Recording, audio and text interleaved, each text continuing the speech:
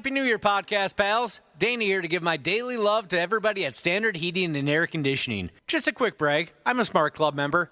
And yeah, it's a big deal because when the polar vortex hits, your house will let you know real fast. That's why right now is honestly the best time to do comfort upgrades. Standard's running a ton of specials right now. Things like whole home humidifiers to fix that dry winter air, UV lights to help keep the air cleaner, and ERVs that bring in that fresh air without dumping the heat. Trust me, you will notice a difference in a big way. Be cozy this winter. Standard Heating and Air Conditioning, providing the comfort you deserve since 1930. Online at standardheating.com. The 93X Half-Assed Morning Show. 93. I always love this bit. Is my computer not up? No, it's up. Well, No, shh. what the heck? No sound until you get it going. Well, I don't like this. Now, see, now you're whining. I know. Now, just shh. Is that my computer? Keep going. Right, fine. I don't think I can get this to work. Crap. Well, that's unfortunate. Friday the 13th. You know it's Friday the 13th? Hey, guys. I can't believe you're on the air today. I mean, you could spill your coffee. You could... I friggin' love it. I'm sorry. That caller. I know you probably put a lot of work into that. I did. No need to apologize. No need to explain. I love that. Here we go. Nowhere bit. I love it. Yeah. You know what? Every time. It works every time. What sucks the most is I test this every morning before we go on. Every single morning. Yep. And it was working just fine. I'm going to restart my computer. And then we're going to restart the show. We're going to go back in time. Okay. And this never happened. This is where we close things out for the week, Cubby. And oh, am I ready to put a lid on this bitch. Yeah, I'm tired this week. Yeah. Oh. We got a text earlier saying, how's everybody? And I mentioned it's very tired in the studio this morning. I'm ready to put a lid on it. I am. Welcome to the program. 93X Half-Assed Morning Show. I have a plan in place for us. You guys are feeling kind of tired. I got this. We start off with a little bit of this. We follow with a little bit of that. Minimal effort throughout. So, again, a recap on the plan. This, followed by that. And then we go ahead with a 3-day weekend after we bang this pig out. Everybody in the room right now gets to go enjoy a 3-day weekend. Sounds good to me. I thought you'd like that. Yeah. Really, I had a feeling you'd be cool with that. Nobody's leaving until I get my computer working, just so you guys know. You guys aren't going anywhere. Saturday afternoon. There's kind of a unique vibe going around right now. If you're into holidays or themes or whatever, today is Friday the 13th. Tomorrow is Valentine's Day. Today's also Galentine's Day. Oh, sure. And more and more women seem to celebrate that every year. You go out to the bar with your girlfriends and you talk trash about everybody who walks through that front door. Isn't that pretty much Galentine's Day? Now it's like getting together at your house and, I don't know, doing like an art project. An art project? Yeah, I see a lot of that. Oh, it sounds terrible. All right, do you get into Galentine's Day? I heard you mention it the other day.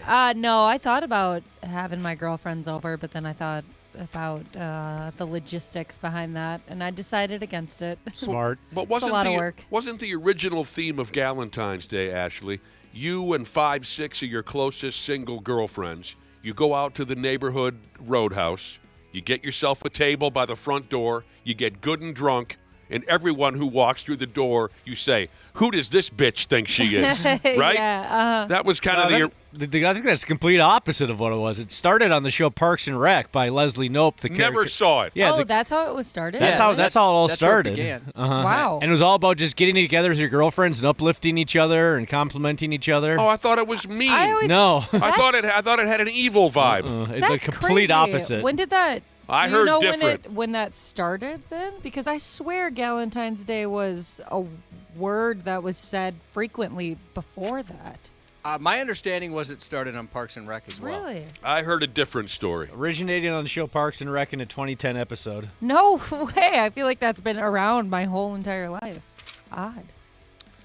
This doesn't happen very often. Again, if you care, if you're into holidays, themes, doesn't happen very often where Friday the 13th butts up against Valentine's Day. I know many of you couldn't give two pumps about either, but some of you get wrapped up in things like that. Jesus, imagine this now, Josh, with this Friday the 13th followed by Valentine's Day thing we got cooking. Imagine if you're the type of person who is superstitious.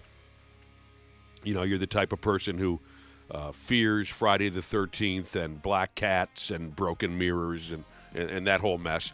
And you're also in a relationship where Valentine's Day is a big effing deal. You got a girlfriend or a wife waiting for you to prove your love to them tomorrow. I bet you're a friggin' nervous wreck right now. Yeah, especially if you haven't had all the plans prepared and the day you got to finalize everything. Scrambling, that's a bad feeling. How are you supposed to go buy your wife a bouquet of flowers if you're afraid to leave the house? I just realized something. It's Friday the 13th and my computer isn't working. And I hit every red light on my way in today. Did you? And I don't even really consider Friday the 13th much of anything, but now I might have to change my mind. You should be careful the rest of the day, man. I guess so. You should go home and stay home. None of that going on wild parties that you like to do on Fridays, Josh. I do like to party. Yeah, all right. Galentine's Day, this, that.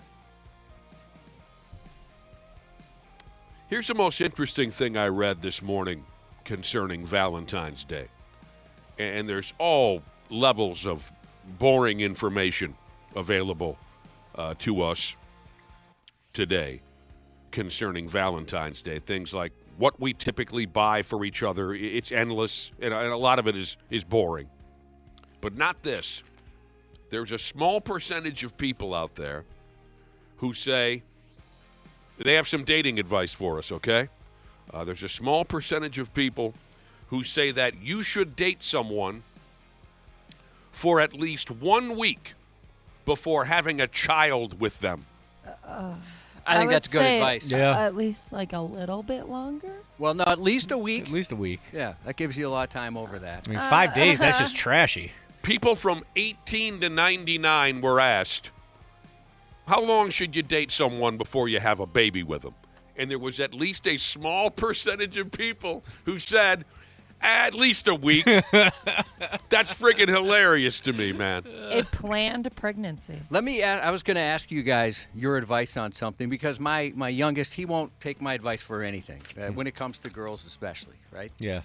And so there's a young lady he's got his eye on, and I've been trying to tell him to play it cool here and there, and he refuses to listen to me. He thinks he knows everything. And so he told us yesterday his plan is to send her a text to ask her to be his Valentine. Now, they've never, dated or anything like that. And I don't even know how much of a relationship they really have right now. Mm-hmm. And Ashley, tell me if I'm wrong. I thought that was a bad call to ask her out on Valentine's Day. It seemed to me like that's the wrong time to do that. Well, wait a minute. I think that's cute. He wants to ask her to be his girlfriend? Like his Valentine/girlfriend on Valentine's Day. No, I think that's cute. You don't think it's... At that age, that's good, but he shouldn't text. Well, that's all they do. I mean, that's how they communicate. Back in my day, maybe not a text like Snapchat or something. At least a FaceTime or something. But no, at that age too, I would have thought that was adorable. Okay, well then he's right not to listen to me. To me, I thought that seems pretty ridiculous to do it on Valentine's Day. And he was going to send her some meme, like a 1% meme. Are you familiar with this? Mm-mm. No. I can't remember. I think it had something to do with Steph Curry. I can't remember. And then he's just going to say Valentine ? Or something. That's all he was going to. Oh, that's and he's been planning this maybe out. That's how kids do it now, but that sounds ridiculous. Oh, he acted as if he was Romeo. He just been planning this thing out, and this was the greatest plan of all time. This At least is he's his big confident. plan. So you and your son, more importantly, my godson, you two have conversations about girls and how to talk to girls and he tells you what girls he likes and things like that? Very minimally. I mean, I ask him still about cool. his day and kind of, I'll ask him about. I always like to ask him if any of the hot moms or hot teachers ask about me. Yeah. Well, And I've done that since my big kids were little. They never have, but I keep telling them it's coming. They'll ask. They'll be interested. They've seen me in the parking lot. They're like, who's that handsome guy dropping you off? You know it. so you guys have father-son conversations. He'll talk to you about girls that he likes in school. Yeah, it's not like an after-school special type of conversation, Well, but it comes still, I up. think it's pretty rare. Yeah. I never had one single conversation with my dad about chicks. He wouldn't have cared less. Yeah, that's pretty cool that he talks to you about I don't think that our generation were all that comfortable, Josh, approaching our parents. To I ask. definitely wasn't. No, I mean, that's a pretty kind of a cool thing you got. Do you tell him about the chicks that you like? No, I really think that's inappropriate. There's this girl I've been seeing around the house. I mean, I insinuate that there's quite a few of them, but I don't get into specifics. That's none of his business. I mean, that's kind of cool. You should feel like you've accomplished something as a father, that your son even feels comfortable talking to you about checks. Yeah, I mean, it's nice. Definitely. I know he keeps stuff from us for sure, but it is kind of nice. I don't really know what's going on. like what I see between you and your kids and stepkids. I don't like the way they treat you. I don't like them. I just like being included, even if it means I'm the butt of every single joke. Yeah. The idea that he's approaching you for advice on girls must mean he has some level of respect for you, which is the first sign I've seen. Out of the kids? Yeah. Well, they'll ask me for help, like with taxes and stuff. There's probably some respect there. My oldest, Cam, called me a plug. Taxes? And I thought I'd ask Ashley, like, Oh, why I would like. he... By the way, I like the derogatory term "plug." Well, I try to use that a lot. so I found out it's not a derogatory term. Oh, that's Yeah. the way I use it, like butt plug. Me too. That's Yeah. why I took it as, he's giving me crap again. No, Oh. he meant it in a good way. Oh, see, we can't keep up with these shifts, terms change, definition. So he called you a plug. Yeah, and there should be rules on that, right? You can't use a term that was derogatory when the person you're talking to grew up. You have to give them something that was, like, you have to say, you're reliable or cool. You're not so bad after all. He should speak your language if he's going to insult you or compliment you, It seems that way. or else he's going to leave you confused. We're going to Mexico this spring. I should probably learn some Spanish. Wait a Maybe Maybe a learn little bit, yeah. I was telling myself, I'm trying to, get my youngest to pay attention in school, and I told him, like, hey, we could use you. We could use you coming up here. You could use some of that Spanish so we know what we're doing. But so far, he has put in zero effort on that. I can teach you some French. It Oh, will be that- not useful no. at all, but it'd be fun. I can count in German. That's not going to help me. Can you guys indulge me with one thing, please, What's up? Sure, go ahead. if you don't mind? Friday the 13th. Were you aware of that? Today is Friday the 13th. Hey guys, I cannot believe that you are doing a show on Friday the 13th, all right? Think about all the things that could happen today. You could accidentally play a commercial in the wrong slot. The overnight guy could spill coffee on the computer. When talking up the intro of a song, you might wind up stepping on the lyrics. I mean, actually, now that I think about it, it wouldn't be that much different. Ladies and gentlemen, the weekend. Thank Go you. ahead. What do you want from Thank us? you. Thank you. I feel better. Hey guys, welcome to the morning show. It wasn't even my computer. It was a whole different thing over That was here. great, Josh. So that was the intro you planned to play for us, but something went wrong? Yeah, the little mixer over here. It was died. cute. It was cute. That guy, I love that guy. So I know you do. I have to play him every Friday the 13th. That guy used to call in all the time and do those little jokes for us. He'd start out complimentary, and then he would turn on He would us. call us on Friday the 13th, Christmas, Thanksgiving, and always have some kind of cute little set of jokes like he had there about Friday the 13th. And then the guy died. Oh. Yeah. He was killed. Oh, that's pretty fitting, though. So how do you like your son, more importantly, my godson's chances of gaining this new girlfriend that he's after you were telling us about? Well, I feel differently after talking to you guys. I thought, this probably isn't going to go over as, television or like some sort of movie as he thought it was. I was trying to tell him, real life's a little bit different than watching Jesse or whatever you're watching on Netflix. Jesse. But he's going for it, and he kind of acted like I was an idiot, and I guess maybe I am. according Do to you know this girl? No, I'm not. I just know her by what he's said. Do you know if he's doing it today or if he's going to wait till tomorrow for actual Valentine's Day? I can only pay attention so much. Sure, I understand. Well, he's texting, so I guess it doesn't matter when he does it, right? Right. When you were around that age, did you ever ask somebody to go with you and they said no? Yes. Yeah? I was friend zoned. I might have a record for friend zone. I was friend zoned from kindergarten until my senior year of high school by a girl where I went to prom with her. That's probably the longest. So friend many zone. times Ouch. you approach gals in the hallway, grade school, junior high, high school, ask them to go with you, and they said, absolutely not. Well, there's one in particular, and I look back, it's troubling with the lens of 2026, where I was persistent in every, I don't know, year. I would ask her to go out or something like that. I would have felt so bad. I would have caved after like the second time you asked. So she turned you down multiple years. Oh, yeah. Yeah. Yeah. I feel How many times gross a about year it were you now. asking her to go with you? Well, just like once a year. Just once. Yeah. What a bitch. And you never changed your mind. What gave you the idea year to year that maybe she had changed her mind? Like movies like Say Anything. You're 80s maturing movies. too. You're changing. Yeah. And I thought, hey, I've grown up in a year. We're different people now. That is so sweet, Josh. Oh, I don't know. It's I creepy feel so now. bad, and I'm really mad at her for not just like giving you a pity date. Well, I got a pity prom. That was fun. Also, at the ass end of your scholastic career, is that the proper? Yep. Sure. At the ass end, she went to prom with you just to get you to shut the hell up. She And came. she asked me. She asked me to go to prom. She was like, look, if I don't go somewhere with this maniac, he's going to kill me. Yeah, I'm afraid of what is going to happen after So high school here. You went to prom, I never rose to the level of threats. but there was no, it was just a friend date prom type of a thing, or did things get fresh? For this story, it doesn't really matter. I think it resolved in going to prom. So you were together. kind of like a psychotic lunatic. Well, I didn't feel that way at the time, but yes, now looking back, that was insane. Do you know how she's doing now? No, I don't. I'm curious. I don't follow her home from work. Facebook stalker. I can think of one gal from when I was a kid where I was probably a little too persistent. But it only lasted a couple of months, for Christ's sake. You were after this girl for 18 years. When you say it out loud, it sounds kind of dumb. Did you ever like do her homework or anything? No, she was Okay. like valedictorian. Oh, okay. She's the smartest person in class. You had all A's and perfect attendance I definitely wasn't all A's, but perfect attendance, sure. every year. Yeah, pretty much. It wasn't like on an anniversary or anything like Well, that. But I'm no. just trying to.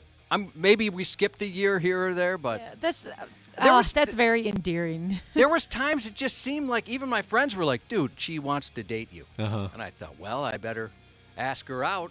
And turns out she did not want to date me. What the heck? Well, I remember in 6th grade making a telephone call. As soon as I got home from our last day of school, I was bananas over this gal. And I didn't have the balls to ask her right there at school. So I figured I'd give her one of those telephone calls, ask her if she'd go with me. God, she was so cute. And I called her, and we knew each other very well. Called her, asked her if she would go with me. And she said, no, I can't. I'm already dating Mark. And I knew Mark. Mark lived in my neighborhood. I liked Mark. You got to kill him now. See, I got to kill Mark now? Like now that I'm 54 years old? Then. Oh, I should You have could kill him now, too, if you want. That's where I'm going with this, Ashley. Is maybe I should have been a dick. This is before I followed the motto, let's be dicks, which is my life motto. I probably should have said, Mark, that dude's a punk. As a matter of fact, I'll kick his ass. But I didn't, because I liked Mark so much. He was such a likable guy. So she tells me, sorry, I can't go with you. I'm already going with Mark. And what did I say on the phone? I said, you know what? Mark's a pretty good guy. Good choice. I'll see you get it. next year. See you in September. Yeah. Yeah. I get it. I don't know. I should have punked out Mark. I should have told a lie about Mark that he's a criminal or something. But instead, I said, you know what? I like Mark quite a bit too. I'll see you later. Mark has crabs. Yeah. Yeah, for a guy with super herpes, he's pretty good. I wasn't able to think on my feet back then. I only got really weird once, and when I think about it, it makes me feel uncomfortable. That's how I feel about me. And mine was with Louis Varland when I was obsessed with him. And it was my first ever big deal crush. And I would call him so much on his home phone. And to the point where his parents were like, hey, yeah, stop calling.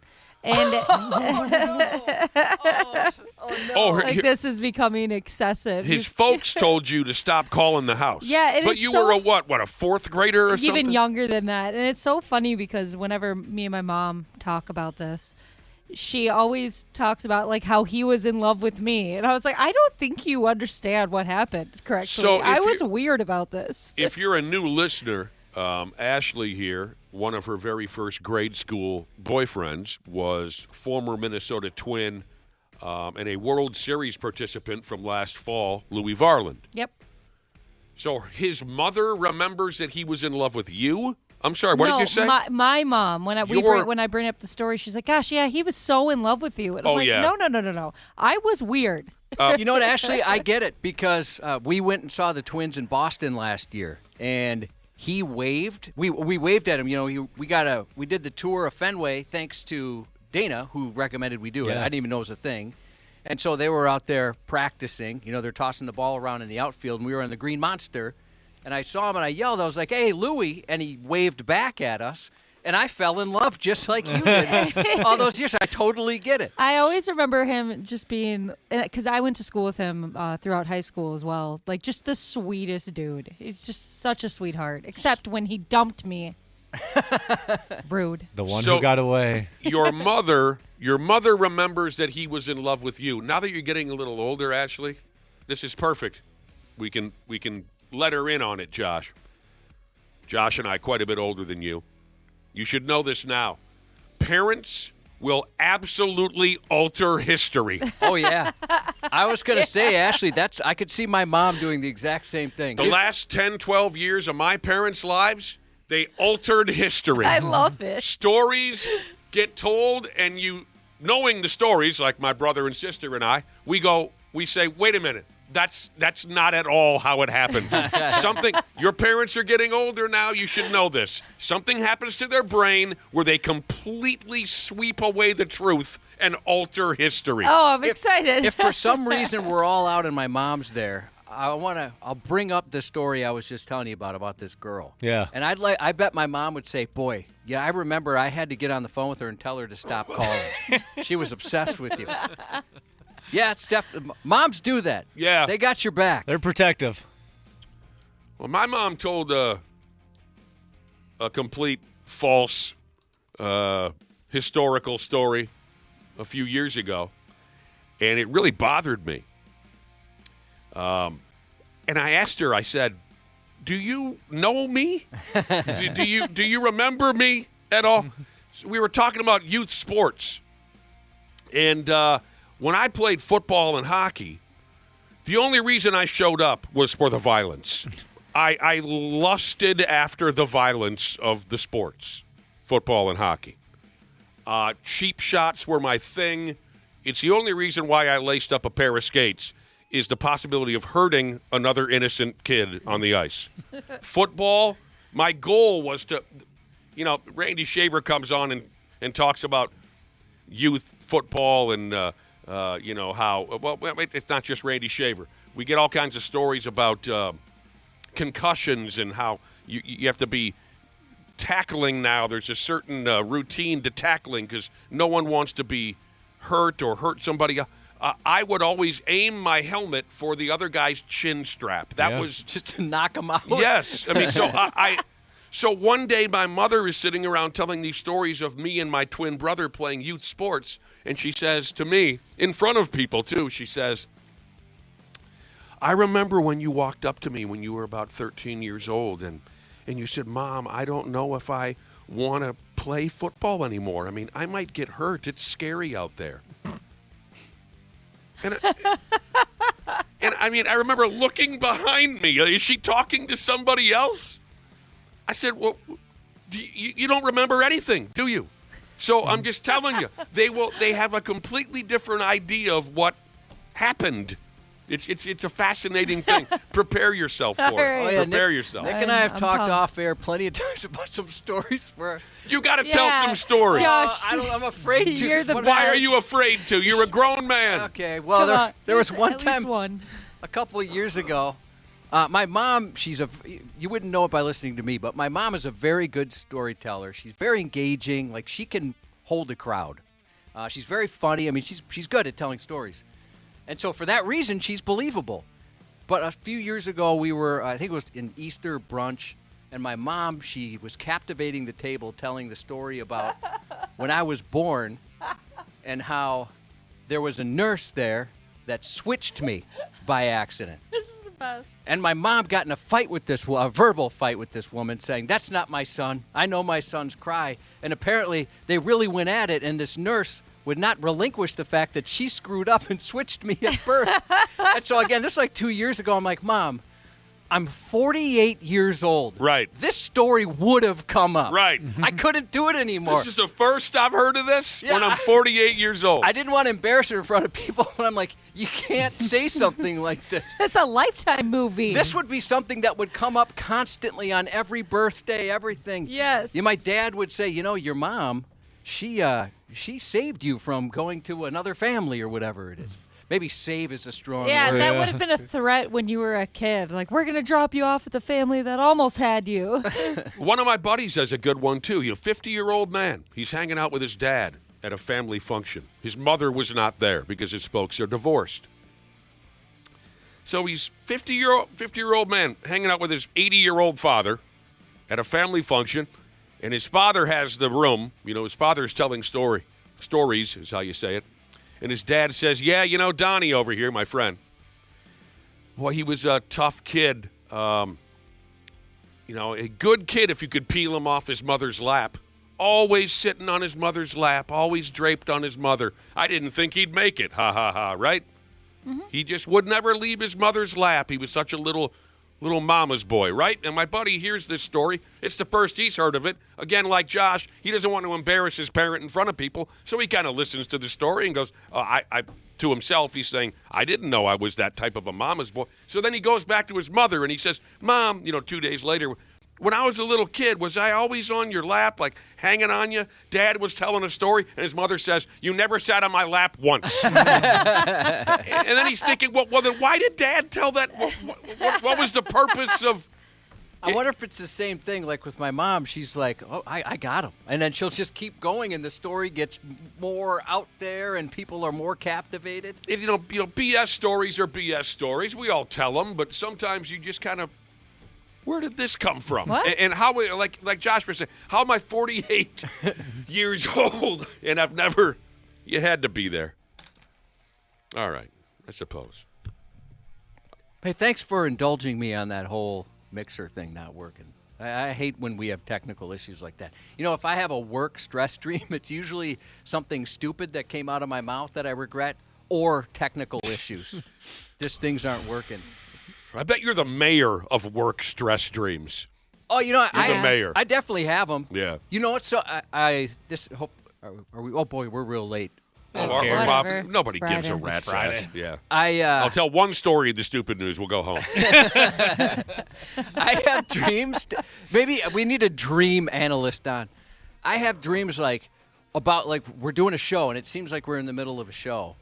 And I'm like, God, I just don't have anything. And you guys are knocking it out of the park with these great lines, right? And then I realized, wait, that was my dream, and these guys were destroying, and I sucked in my own dream. So I want to know, what the heck does that mean? Even in your dreams, you suck? Yeah, My you guys God. are doing great, and then I'm in my own dream. But it's like things I thought of. So Yeah, exactly. That doesn't make any sense. there's some weird stuff going You're on. You technically need, doing great. You need acupuncture or some type of radical therapy, I think. Oh, does that help? Yeah, acupuncture and some of that ayahuasca? Oh, ayahuasca. Ayahuasca. Yeah, do one of those darkness retreats. We'll take a break. We'll come back with the stupid news report. Half-assed morning show. 93X. Happy New Year, podcast pals. Dana here to give my daily love to everybody at Standard Heating and Air Conditioning. Just a quick brag, I'm a Smart Club member. And yeah, it's a big deal because when the polar vortex hits, your house will let you know real fast. That's why right now is honestly the best time to do comfort upgrades. Standard's running a ton of specials right now. Things like whole home humidifiers to fix that dry winter air, UV lights to help keep the air cleaner, and ERVs that bring in that fresh air without dumping the heat. Trust me, you will notice a difference in a big way. Be cozy this winter. Standard Heating and Air Conditioning, providing the comfort you deserve since 1930. Online at standardheating.com. Years of hard work, and now you've got pain in your back, your shoulders, your knees, maybe your joints. You need help. Randy Shaver here with the answer. Dave Bialke. He's got over 30 years experience in getting workers' compensation benefits for people just like you. Don't suffer. Call Bialke Law today, 763-571-2410, or go to bialkelaw.com. That's BIALKE law.com. And it spells relief for you. What would you do if your online store converted 36% more shoppers? You could take 36% more vacation. Another pina colada? Yes, please. Open a new retail location with 36% more square feet. Fantastic. Hire 36% more help. You're hired and you're hired. Shopify has the world's best converting checkout, up to 36% better than other e-commerce platforms. What you do with those extra sales is up to you. Switch to Shopify today at shopify.com/listen and get a $1 trial. Shopify.com/listen. Stupid news on the Half-Assed Morning Show.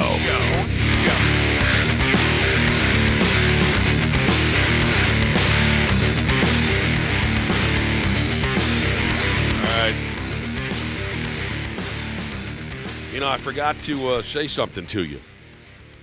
Or I forgot to say something to our big barrel-ass listening audience. Stay tuned to this operation until 7:30 if you want to crack at some of those Dave Chappelle concert tickets. We'll get you all hooked up with the Dave Chappelle show. 7:30. Anyone here going? No. No, I wish. That sounds awesome.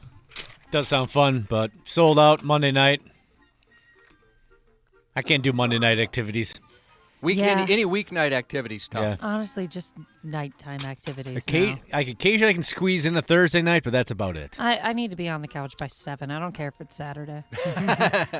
Today's a Friday. That's nice. A lot of us will probably be ducking into our neighborhood tavern for a few cold ones this weekend. I certainly hope to. I'll tell you right now, we've got damn near back to front all bar-related material coming up for today's Stupid News Report. Almost all bar-related.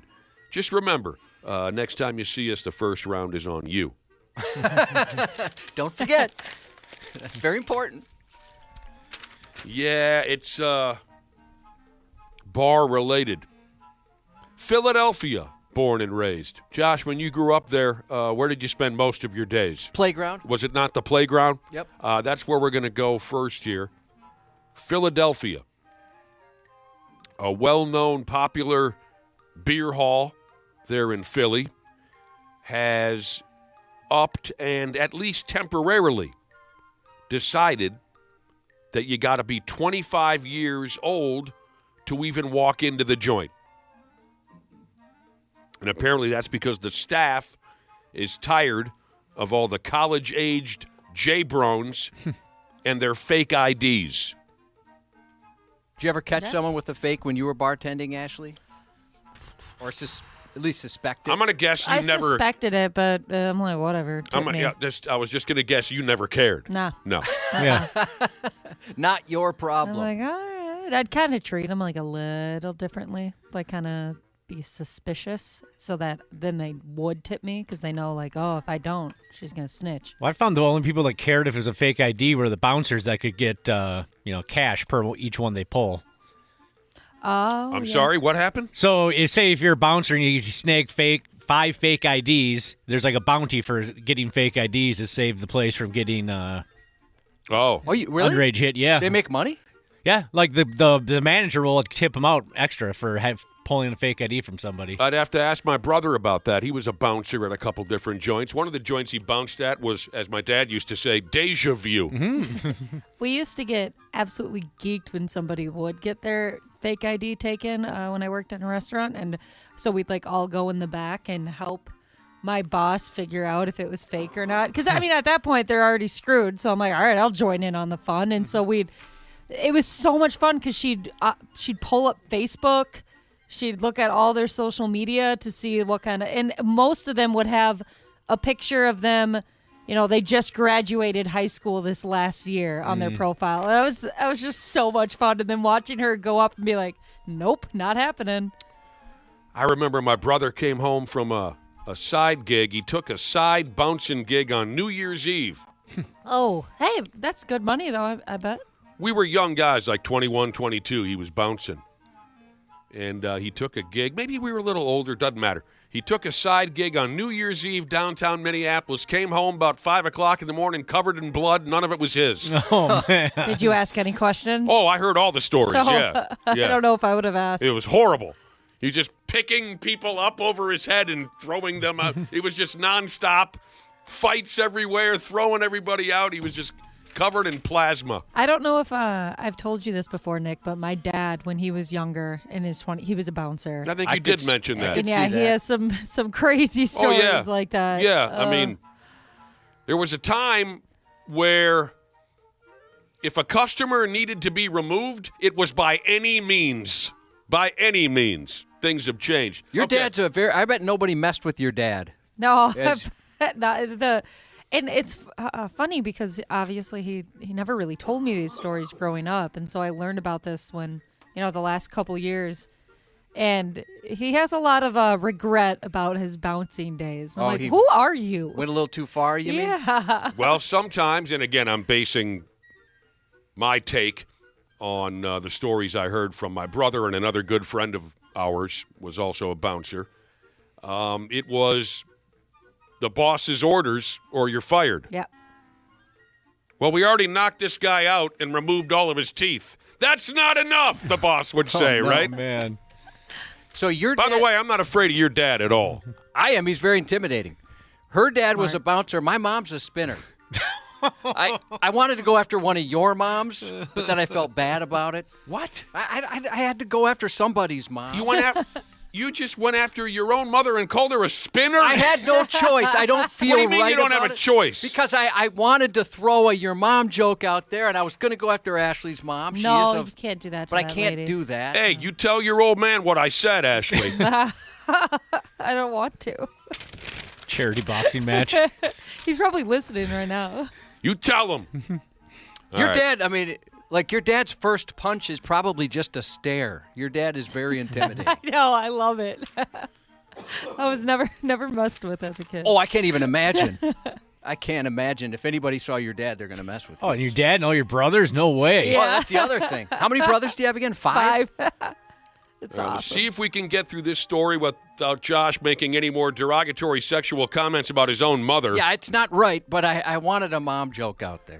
A bar in Philadelphia has temporarily said, if you're not 25 or older, you can't even walk into our bar because they're tired of the fake ID parade. They say, and I've heard these stories, that fake IDs are so easy to get your hands on nowadays and so sophisticated that lots and lots of young kids have been walking into this bar in Philly and fooling everybody. So the bar is more or less saying, F you, young people. If you want to drink here, now you got to go get yourself a new fake identification, and you got to make yourself 25. Yeah, I wonder with AI if it's easier than ever. I'm sure it my is. gosh, yeah. I mean, I guess I wouldn't know how to print it on anything that seemed legit. I've heard it's a snap of a damn finger for the young people now to get themselves a fake ID off of the godless internet. But that's just what I've heard from buddies of mine who have, 19, 20-year-old kids. They've all got them. It was even pretty easy when I got my fake ID. Well, so the people that I knew with fake IDs was their older siblings. But did you know somebody, Ashley, that would make them with your name and everything? I used the dark web. Yeah, I had to download the same place you buy kidneys and whatnot? I had to download a special browser and remember that's how I had all that Bitcoin for a while. See, when I was in high school in the late 80s, there was one kid at our high school who was notorious for being able to create fake IDs. Now that would be cool. Like the movies, you go up to him in school, give him a couple. He also drove a red Mustang. Are you Dude, serious? this is so cool. He looked like Buddy Holly. This Gosh, kid. Why didn't I grow up in that era? Looking back, I swear to God, this dude must have been 35 years old. I think he was an undercover cop, 21 Jump Street. But there was one kid at our school who was notorious, infamous for being able to create fake IDs. They were garbage. The quality was garbage, but it was 1987. But, I mean, my brother and I didn't have the money for that. But there were There were kids who paid him lots of money for that fakey fake. When did they start scanning IDs? I have no idea. I couldn't tell you. Was that a thing when you guys do not know? No, they just read the birth of date. How do they say that, Josh? Date of birth? Birth of... They don't even look at, like, my actual ID barely ever. They just scan the back. And I'm like, how do you know? How do you know this is me? I only wanted one just to get in and watch bands. I've never really drank or That's so cared cool. too much about that. But there were so many bands that would come to town. I wasn't old enough to. I don't like the look you're giving me right now. But I would think you'd understand. Like, I want to go. I want to see Doc in at the Iron Horse. No, honestly, I get it. If your mother wasn't such a hot piece of ass. Don't talk about my mom that way. I just wanted to go in and see some rock bands. I did. Diesel Fueled Jesus said his 19-year-old son has 3 fake IDs. Why? Why does he have to have so many? Oh, I guess if one gets taken. I suppose backup states. plan and then a backup plan to the backup plan. I felt really dumb when I got my fake ID because after I ordered it, I did Illinois. You could choose whatever state.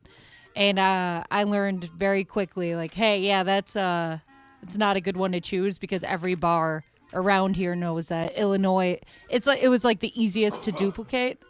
So that was like the number one fake ID people would have. I'd be afraid they'd say, oh my gosh, I'm from Illinois, and then you'd have to come up with some Illinois facts as if you grew up there. I will say it wasn't like the movies. It was a little bit easier for me personally because you could put all your own information in. So I could put that my name was my actual name. I put my I didn't put my real birthday or, the actual, like, Halloween. The birth of date. Because I thought they wouldn't believe me on a fake ID. If it was Halloween, yeah, your they'd be birthday like, is yeah, right. Diesel Fuel Jesus says his 19-year-old son has 3 fake IDs. Does he have a daughter that's just a touch older? Josh wants to know. No, I don't want to know. All right, we got to get to this here. Dirty Frank's. That's the name of the bar in Philadelphia who's now made it a rule. You got to be 25 even to walk into the joint. They're hoping the new rule will dummy down the number of underage rookies coming in there, getting wrecked, and puking all over the damn place. The co-owner of the joint goes by the name of Jody. She says the last straw, the breaking point, came when an underage kid came into the bar with an ID that said he was 24, and the picture on the ID was that of one of the founding fathers of the United States. Ben Runnin' Franklin was the picture on his ID. Ben Franklin. I want to be friends with whoever this kid is. That's funny and all, but you're not going to get away with that. Wait, you changed your name to McLovin? McLovin? What kind of a stupid name is that, Fogel? What, are you trying to be an Irish R&B singer? Oh, they let you pick any name you want when you get down there. And you landed on McLovin. Why don't you just pick a common name like a normal person? It doesn't even have a first name. It just says McLovin. What? What name? Who are you, Seal? I heard a rumor that he was actually upset during that scene. What's his name? Jonah Hill? Upset? Yeah, like he was actually like angry at McLovin for some other reason or whatever. You're talking about actor. Real world behind the scenes, they were angry with each other. And so it helped during that scene. I liked Fogel. Yeah. So not only did this kid in Philadelphia have Ben Franklin on his ID, the picture, but the ID even listed the Liberty Bell as the home address. So that's when this bar and the owner said, F this. We're done playing with these damn kids. She said the bar has been seeing a pile of young people lately. 20, 30 at a time, the owner said. It was really odd. There have also been some other behavioral concerns at the bar, like vaping. Some of the kids have been bringing in their own drinks. It's not Wisconsin. Yeah, I've seen that move. I've seen that before from people way older than 20. Have too. you really? Oh, yeah. I don't go to bars. Walking in with your own friggin' beer? What the hell is this? What are you doing? So rude. Also, of course, since they're young people, they barf all over the place. Oh. And they come off with the mouth. Cute. Has has vaping become less popular? I don't see it as much as I don't notice it as often. It has not? No. Okay. It's very popular still. The regular fully grown customers at Dirty Frank's have been getting aggravated, and any good bar owner knows you got to look out for the interests of your regular drinkers. One old-timer, you'll like this guy. One old-timer who drinks at Dirty Frank's, he said, they don't know how to drink. They drink way too much. They yell, they scream, they throw up on the floor. That reminds me of me 19 and 20. So the bar is currently looking into buying what they call here more advanced equipment capable of better detecting fake identifications so they can go back to do the 21 and up routine. Security Jesus said, you should see the amount of fakes we find in casinos. Oh, I'm sure. Yeah, but I never even considered that. Boy, I couldn't wait to be 18 to go out to Mystic. Yeah. I remember thinking that was so cool. Me too. Never cared for that whole gimmick. Oh, really? Nope. When we turned 18, all we wanted to do was go see naked girls. Yeah. We did that really too. A big thing. Gambling was not a thing in my neighborhood. I'd imagine you had the same experience at the VU as I did when you turned 18. You were, Meaning what? When you first go there as an 18-year-old, Yeah. same experience where you were very intimidated and felt like maybe I shouldn't be here. I suppose there was a little bit of that. Absolutely. Oh, really? I thought maybe you'd be the opposite. Oh, I don't know. I mean, I guess I don't remember. I thought, I'm not ready for this. These girls are You mean the aggressive. naked women? Yes. Oh, I thought you meant like the crowd in general. Oh, no, it wasn't very busy when we went. I have vague memories of my first time. The crowd might have intimidated me a little bit, but the ladies did not. I welcomed them, or they welcomed me. That's the first time I ever experienced, first and only time I ever experienced a table dance. Table dance. Do they still do that? I have no idea. I mean, the last time I was at the VU was with you and Derek, and that was many, many years ago. It was just the three of us, the dancers, and like one 70-year-old guy. There was nobody there. What time of day was this? Like 3, 4 in the afternoon. When we were 18-year-old kids, that joint was always packed. You know, we'd go there at 1, 2 in the morning. You know, it was always packed. Boy, I was so intimidated. By the women. Oh, God. Oh, I mean, I know you. I can believe it. You're still intimidated by that. So aggressive. Yeah. So aggressive. I'd never experienced anything like that. I'm surprised you even really walked in there. I was very curious as an sure. 18-year-old kid. I was I'm definitely- surprised you even conjured up the confidence to walk in there. There was a big enough group of us where I was confident. Yeah. Maybe confident's the wrong word, but I was willing to walk through the threshold there. All right, by damn now, we've made our way over to Japan. We've got a couple different stories to tell you from Japan. A magical place. I want to go. Where 80s rockers are still treated like gods, Japan. There's a roadhouse in Japan. Now, they're going the other way if you compare them to that beer hall I was just telling you about in Philadelphia. They're going the other way. It says here this bar in Japan has a sign out front that says if you're 40 or over, go F yourself. You can't walk into the joint if you're 40 or beyond. What do you think of that, Ashley, as a young person? Whatever. I mean, I don't really care. I like hanging out with people that are 40 and up, so I probably wouldn't go there. I'm not afraid to go there. Yeah, I'm not like, that sounds, I don't know, I feel like that sounds so douchey, but like I'm not the biggest fan of being at a bar that's full of people around my age. I would prefer to walk in and it's like 3 old guys talking about the newspaper. If you're 40 or over, you cannot walk into this bar in Japan. I don't have a name for the bar. Let's call it Donnie's. There's a sign out front, Donnie's, that said, this is a bar for the younger generation. Donnie's only accepts folks between the ages of 20 and 39. And the owner of Donnie's says things are going well.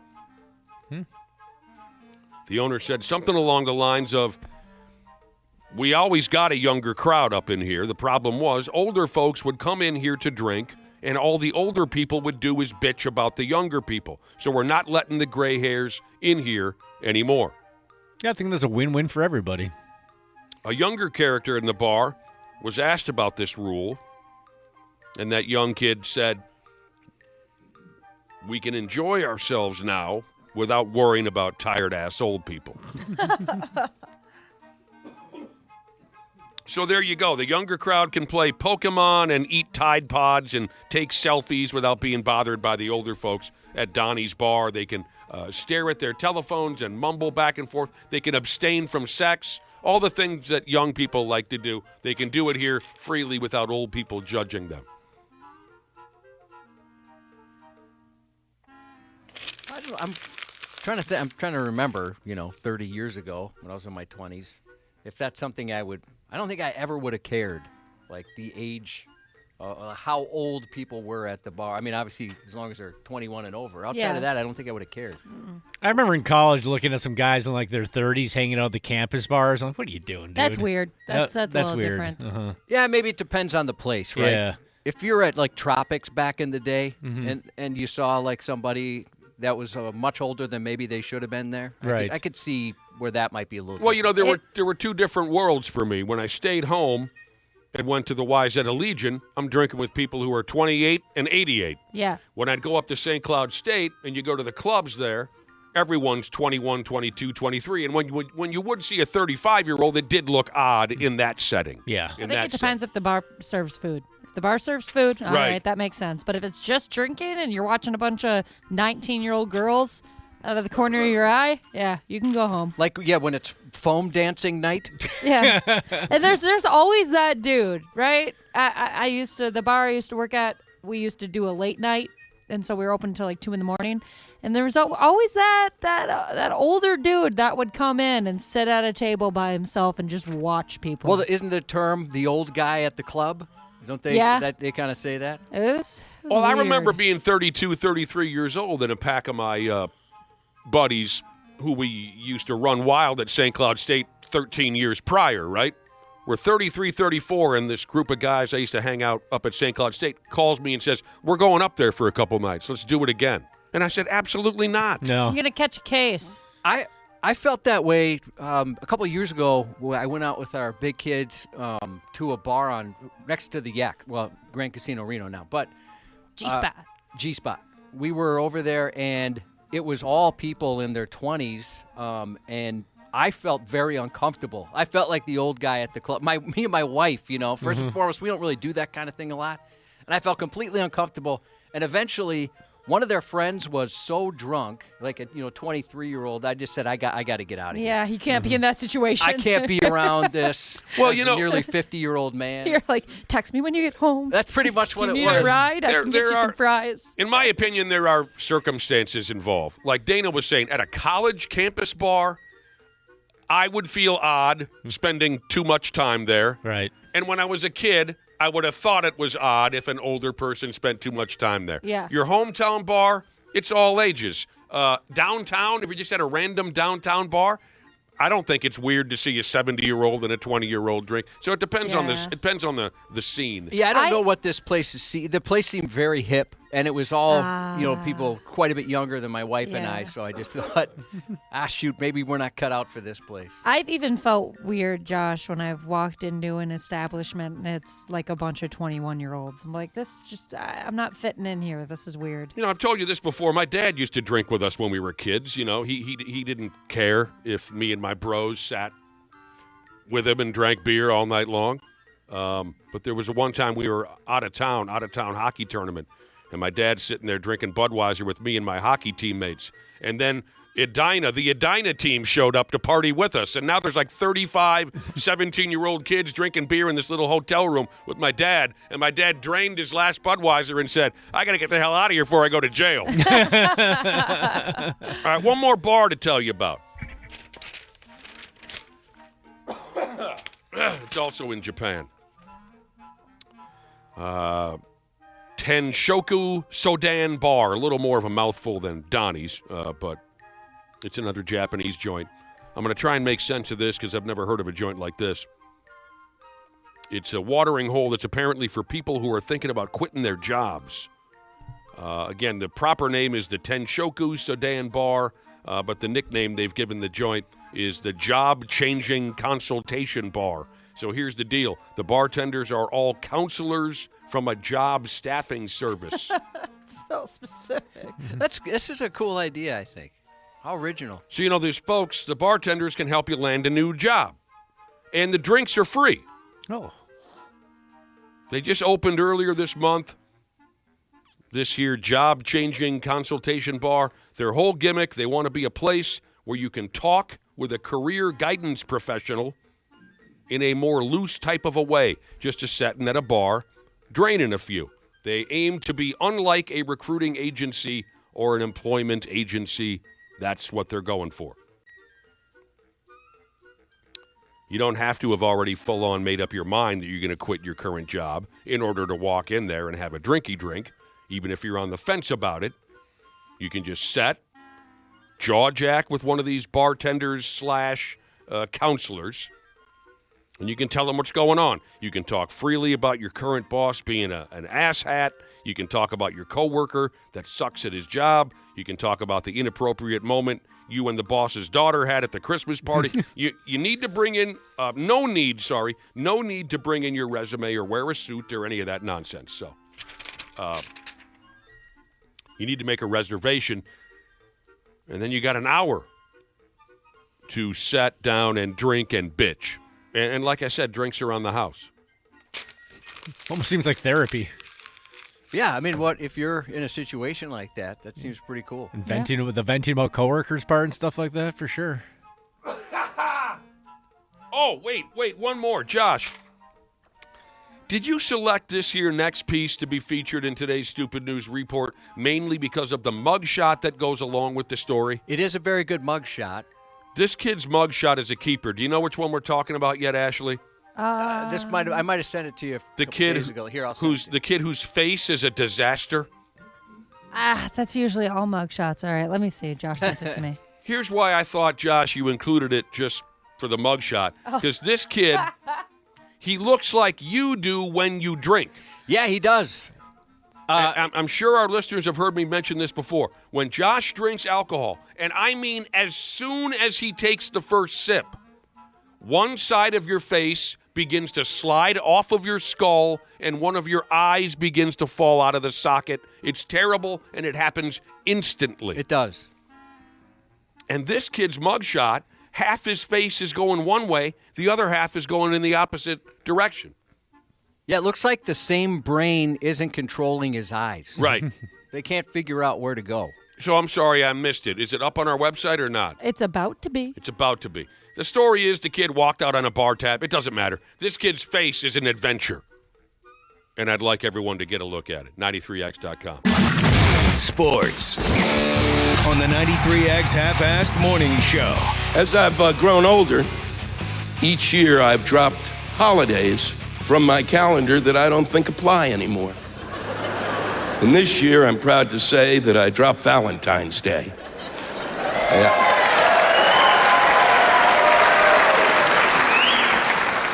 Now, let's clear things up. I'm not saying we shouldn't have a holiday of love.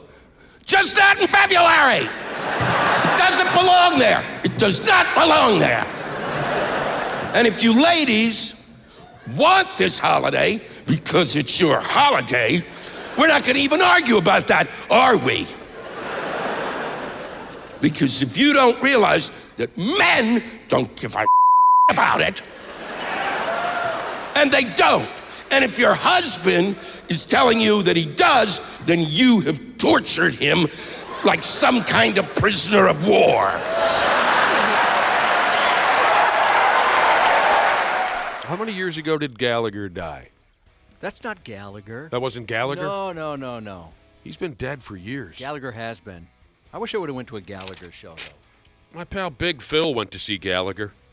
Was he in the splash row? Yeah, he got He'd have to be. watermelon all over him and things like that. Big Phil. You want me to? I'll ask Big Phil this weekend about this. Was probably 40 years ago he went to see Gallagher.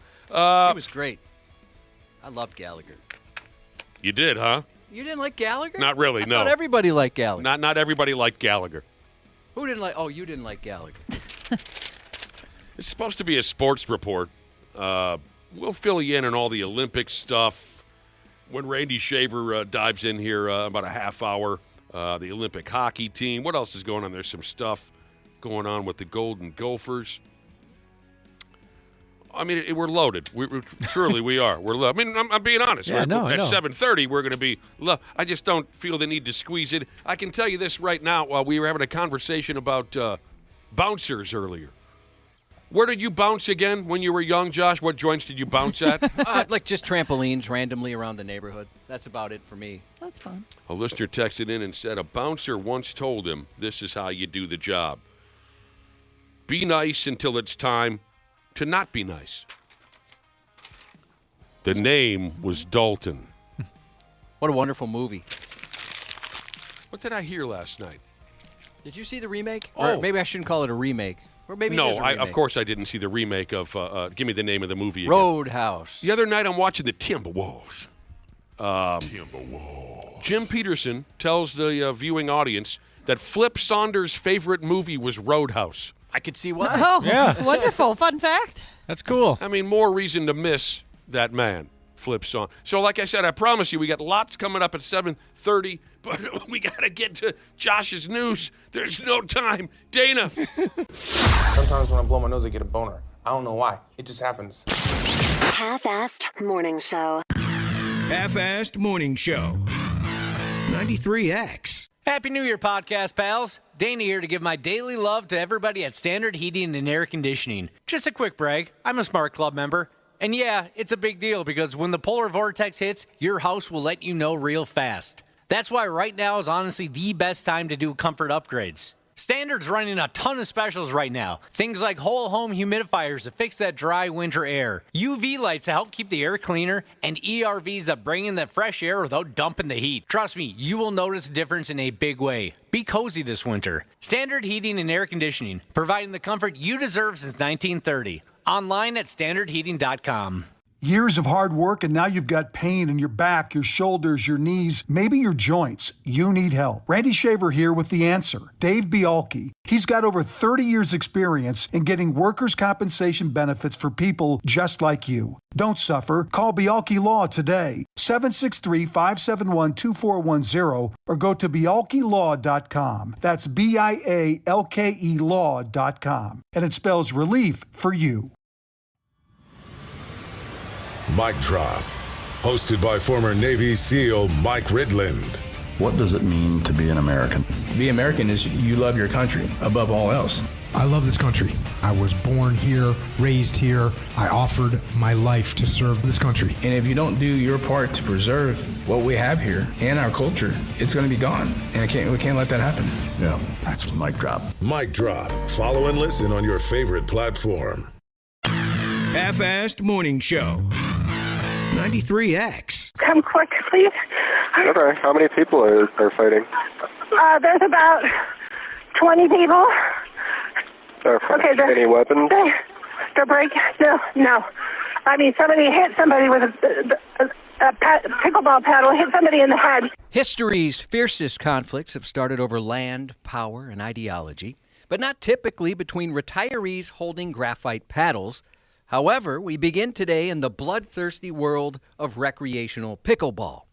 A fight broke out at the Spruce Creek Country Club after 11 a.m. on the pickleball court and involved over 20 individuals, which is an impressive turnout for something usually marketed as tennis but calmer.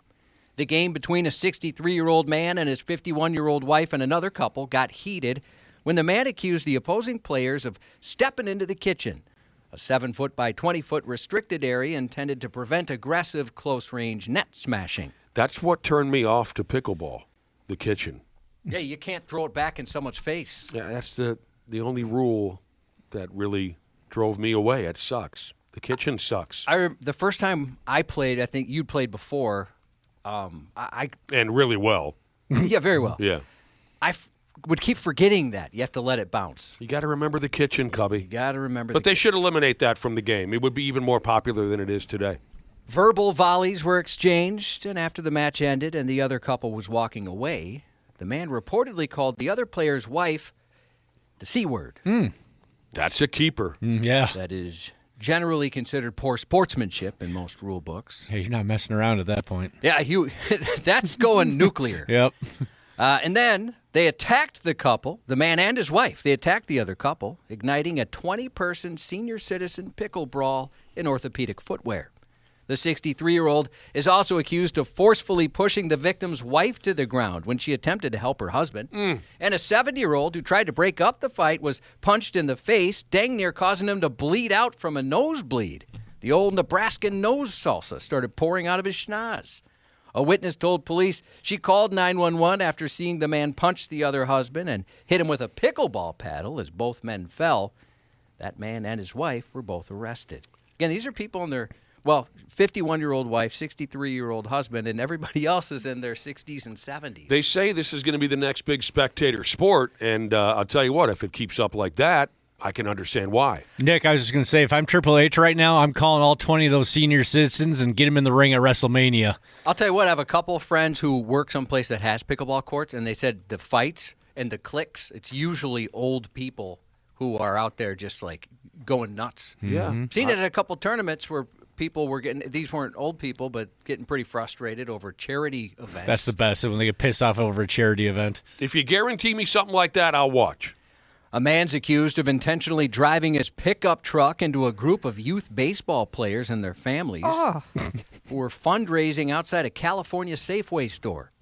According to a GoFundMe set up for the Tahoe Titans baseball team, the boys were doing what small-town kids do best, working hard and supporting each other, it said. The kids were selling jerky outside the supermarket Saturday to raise money for an upcoming trip to Cooperstown. Nice. Through teamwork, tenacity, and teriyaki, they collected $2,000 by 2 p.m. But then the unthinkable happened. A man drove his truck into the table and ran over the boys and the moms. Oh, my God. Sending 2 kids and a mother to the hospital by ambulance. Our poor boys are traumatized. So you guys were just trying to fundraise to give these kids a great experience, and this happened. A photo shared on GoFundMe shows a pickup truck stopped against the side of the store, shattered glass, visible damage. Some of the victims later spoke on camera, describing the moments leading up to that crash. Everybody was so friendly, but this one was very out of place and very unkind. He mumbled something and I made a weird face with his tongue. Put a cigarette out on one of our signs and walked into the store. He came back out and gave us a terrible look and mumbled something we don't know. In total, at least 7 people were injured in the crash, 3 players, 3 parents, and another family member. The allegations this act was intentional and directed at kids is hard to comprehend, said Jesse Wilson, the Nevada County District Attorney. Our office will work through the criminal justice process and, if the evidence supports the charges, do everything we can to the fullest extent of the law to hold 49-year-old Jonathan Moorer accountable, send a clear message this behavior has no place in society, and protect the public from further harm. So they unfortunately crossed paths with like a sick maniac. Yeah, and they said there was no words exchanged. They said nothing to him. Yeah, totally out of his mind. Yep. Outside of just being a massive butt face, a possible motive. Butt face? I'm sorry to use such language. A possible motive for the man's actions has not been released. Yeah, he's insane. So that's pretty much Yeah. it. Right? Yeah. Yeah. He's just a guy that is not very good at life. Police in Alberta responded to a school where a man was seen tossing his meat, spreading his sermon all over the place. Mounties were called about a man reportedly acting strangely yesterday, and this certainly qualifies. The 39-year-old was seen throwing beef jerky and yelling Bible verses at students. When the principal approached to see what the commotion was about, the man pulled a cap gun and fired 3 shots at the Canadian before he concluded his devotional display of dry deli drama and took off in a car. Officers tracked down the vehicle, and after a chase that involved police dogs and a helicopter, they stopped the man on a private farm where he was arrested for whipping his meat in public and flinging his sermon at students. A Florida woman, irate over some unauthorized family bonding, repeatedly stabbed her baby's father after discovering he'd been enthusiastically stooping her sister. Oh. Yeah. Cops arrived in an apartment complex where several residents swore they heard gunfire from the first floor. Instead, officers found a victim decorated with scrapes and cuts.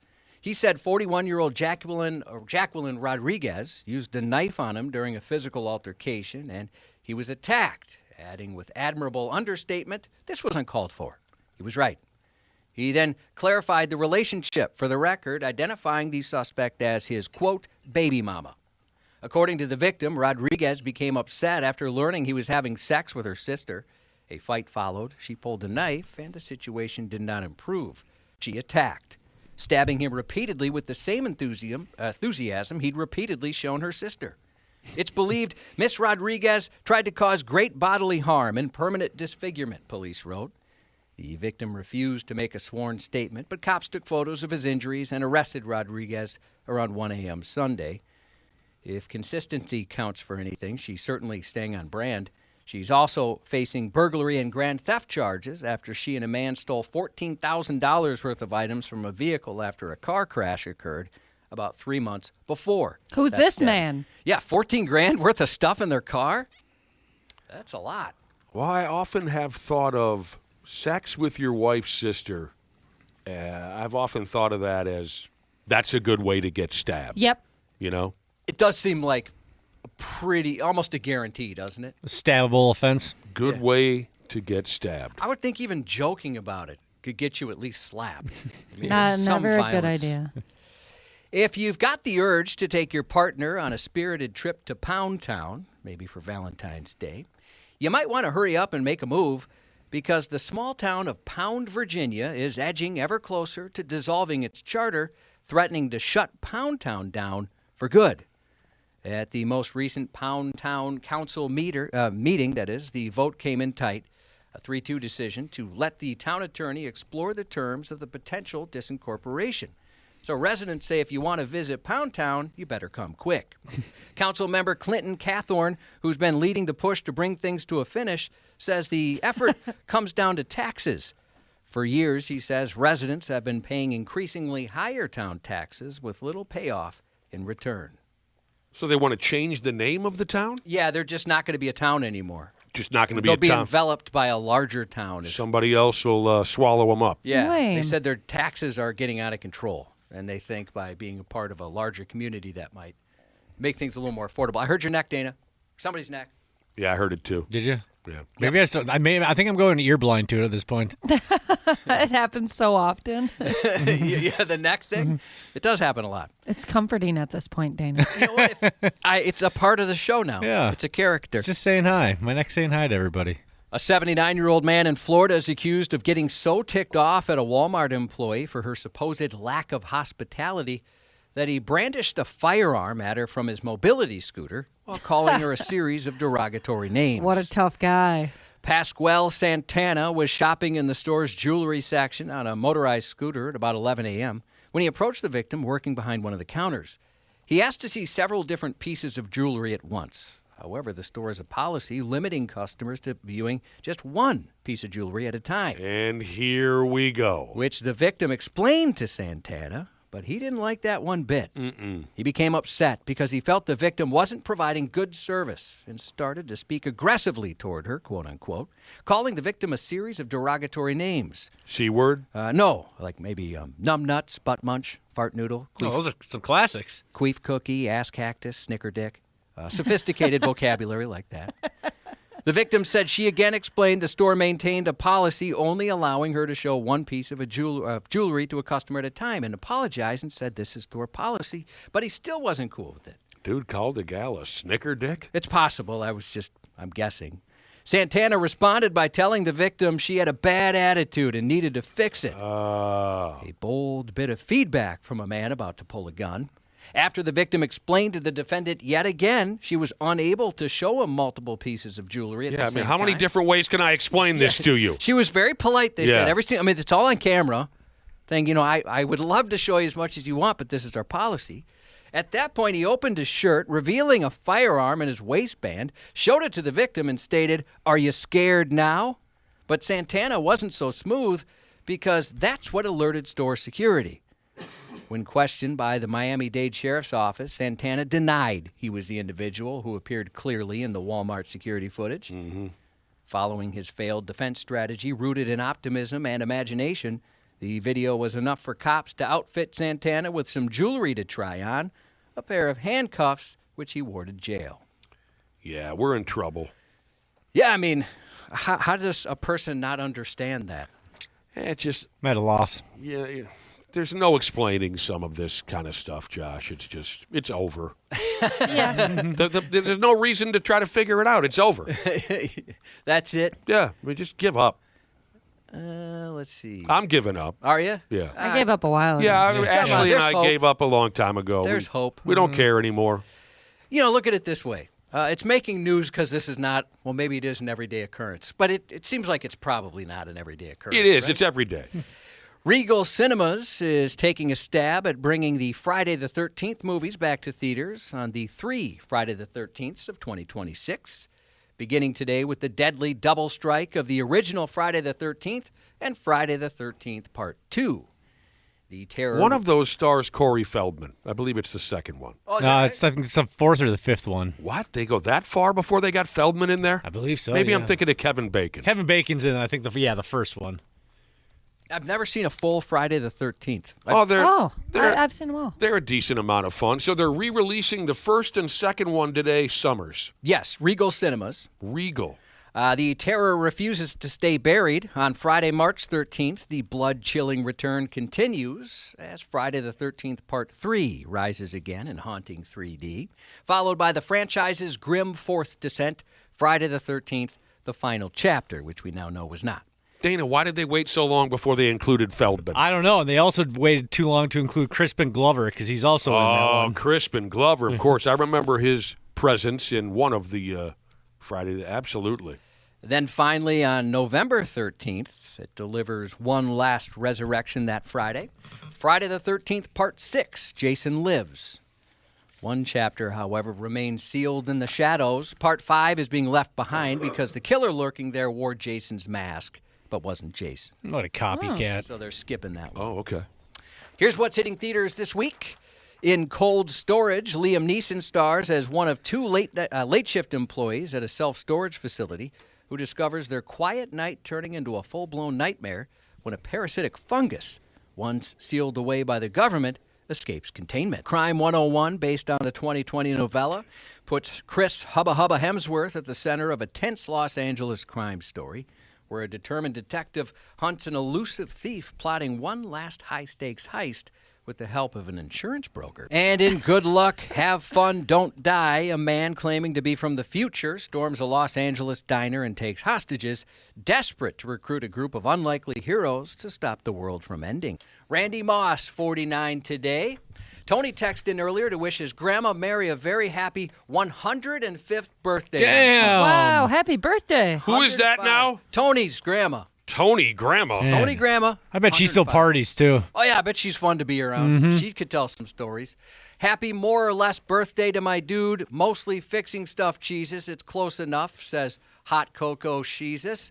This person, who's this? Book Collector Jesus wants to wish his son Dawson, a.k.a. Doss Boss, a happy 8th birthday tomorrow.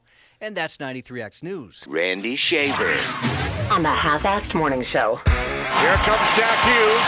Hughes dropping it back off the quick behind the back path. He Kachuk. Back to Jack Hughes. Nelson, score! Wow! And Brock Nelson gets his second of the period off a beautiful pass there from Jack Hughes. Yeah, the United States Hockey Club got her done yesterday, Randy Shaver. Certainly did. Or the day before. I can't keep track. The time difference. I don't know if it was was it yesterday? Yes, it was. It was yesterday. A couple of goals were scored by Brock Nelsonowski from up in Warroad, if I'm not mistaken. Am I right about that? State of hockey? Brock Nelsonowski. Warroad? Or is it Eastview? Sounds right. Eastview, Warroad? I don't know which one it was. Warroad. But before all Olympic hell cuts loose here, Randy, on our Friday broadcast, there's a show next week, and everybody's talking about it, and we can hook a fool up real quick right now on the Luther Bloomington Kia text line. Nice. Text TRUTH, TRUTH, to 651-989-9393 for a chance to win tickets to Dave Chappelle. Now, that's next Monday. Fun. Yeah, at Grand Casino Arenas. You can go to our website if you want any more information on this show. Thank you to the folks from Live Nation for providing the prize. Again, the word is truth. Do you have a favorite joke you'd like to tell us, Randy, before we continue on? I don't. You don't? I am not a good joke teller. I wish I was. I envy people who can just rattle jokes off one after another. Yeah. I'm me just too. not that guy. Well, Josh has always said you're not really a funny guy. No, I've always not Right. a nice guy. Oh, not a nice guy. Never said funny guy. If you come up with one, Randy. If I come up with one, with your favorite joke, I'll guarantee you I will not, because I just can't remember good jokes. oh, just holler at us if you need us. I love to watch comedians on my phone. Yeah. But I couldn't repeat the jokes if I tried. So. Hey, the Canadians also won. The high-maintenance Canadians also won their hockey game yesterday. They beat somebody. Czechia? I think that's how that's pronounced. They beat them 5-0. 5-0. So what I have here in front of me, it looks like the American Hockey Club plays again tomorrow against Denmark. Oh, for Pete's sake. And then Sunday, back-to-back games now. Sunday, they got to play the friggin' Germans. And then they're done with the pool play. Preliminary rounds, pool play. Yes, that whole schmear. I didn't get a chance to watch the boys play yesterday. But so I hopefully I get a crack at it tomorrow or Sunday. And then we're looking at a 3-day weekend, Randy Shaver. Don't bother getting out of bed on Monday. Oh, really? Yeah. Oh, I didn't know President's that. Day, baby. Nobody told me that. Right? Seriously? Is that what it is? President's Day? Is that it is. It's I just President. want to make sure. We would have sent you a text message after the show was over, I think, Randy. We would have gotten to you before. Gotcha. You know, at the end of the day, I think about women. You're probably not alone on that. You know, it's always at the end of the day when you can do nothing about it. I think about women's bodies. You know, yes. Maybe all that'll change. Maybe I'll end up sleeping with old goalies. I mean, things being what they are, who knows? A 38-year-old goaltender, Leonardo Giannoni. He is playing hockey in these winter games. He's playing hockey for Switzerland. And yesterday, day before, the Swiss defeated the French in men's hockey. And 38-year-old Leonardo Giannoni became the oldest goalie, I think, in the history of Olympic hockey to post a shutout. Wow. He had 27 saves in the Swiss victory over the French. And I think the Swiss team now plays a game against the Canadians. That's right. Today, actually, this afternoon. Today. You think today? Do you think old Dinkus can do it again against the Canadians? I guess I'm assuming he'll probably be in net if he posted a shutout the game before. So yeah. Oh yeah. Can he do it against Canada? I doubt it. I doubt it. God dang it. It says here this guy's kind of an interesting story. I don't have a ton of details. Never played in the National Hockey League by choice. Oh. He certainly had the telephone ring once or twice. Chose to spend his entire career in his homeland of Switzerland, and he has become a national icon. So if you go to Switzerland anytime soon, drop this peckerhead's name. Leonardo Giannoni. Everyone will know who you're talking about. And speaking of older folks getting it done at these here games, an American curler. His name is Rich something. He became the oldest Winter Olympian ever. Is that right? The United States' oldest Winter Olympian ever. When he curled the other day for the American team. Well, wait a minute. Now all of a sudden I don't have his age in front of me. He's 54. 54. He's from Brooklyn Park. No, he's not. Yeah. 54 years old from Brooklyn Park. He's a personal injury lawyer. Is it Ronan? How do you say the last name? Ruhanen? Yeah. Now that I know he's from the state of hockey here, I'd like to give the guy full credit. I didn't know he was a Minnesotan. Rich Runan. Okay, wait a minute now. Okay, I got this now. Okay, so he's 54. Well, it's this is going really well. Well, what have I missed so far? What do you need? Rapid fire information? It can't take some time. I can't build up the suspense at all. We've got time to kill. Yeah, tell me. Is Is that what you're doing? Building up suspense? How much time do we have, Josh? Are we in a hurry? Lot. No, we got a lot of time. Start over. It's very. I will. An American curler by the name of Rich Raronen became the oldest United States Winter Olympian. That's where I got thrown. The oldest United States Winter Olympian. 54 years old, he took part in that curling.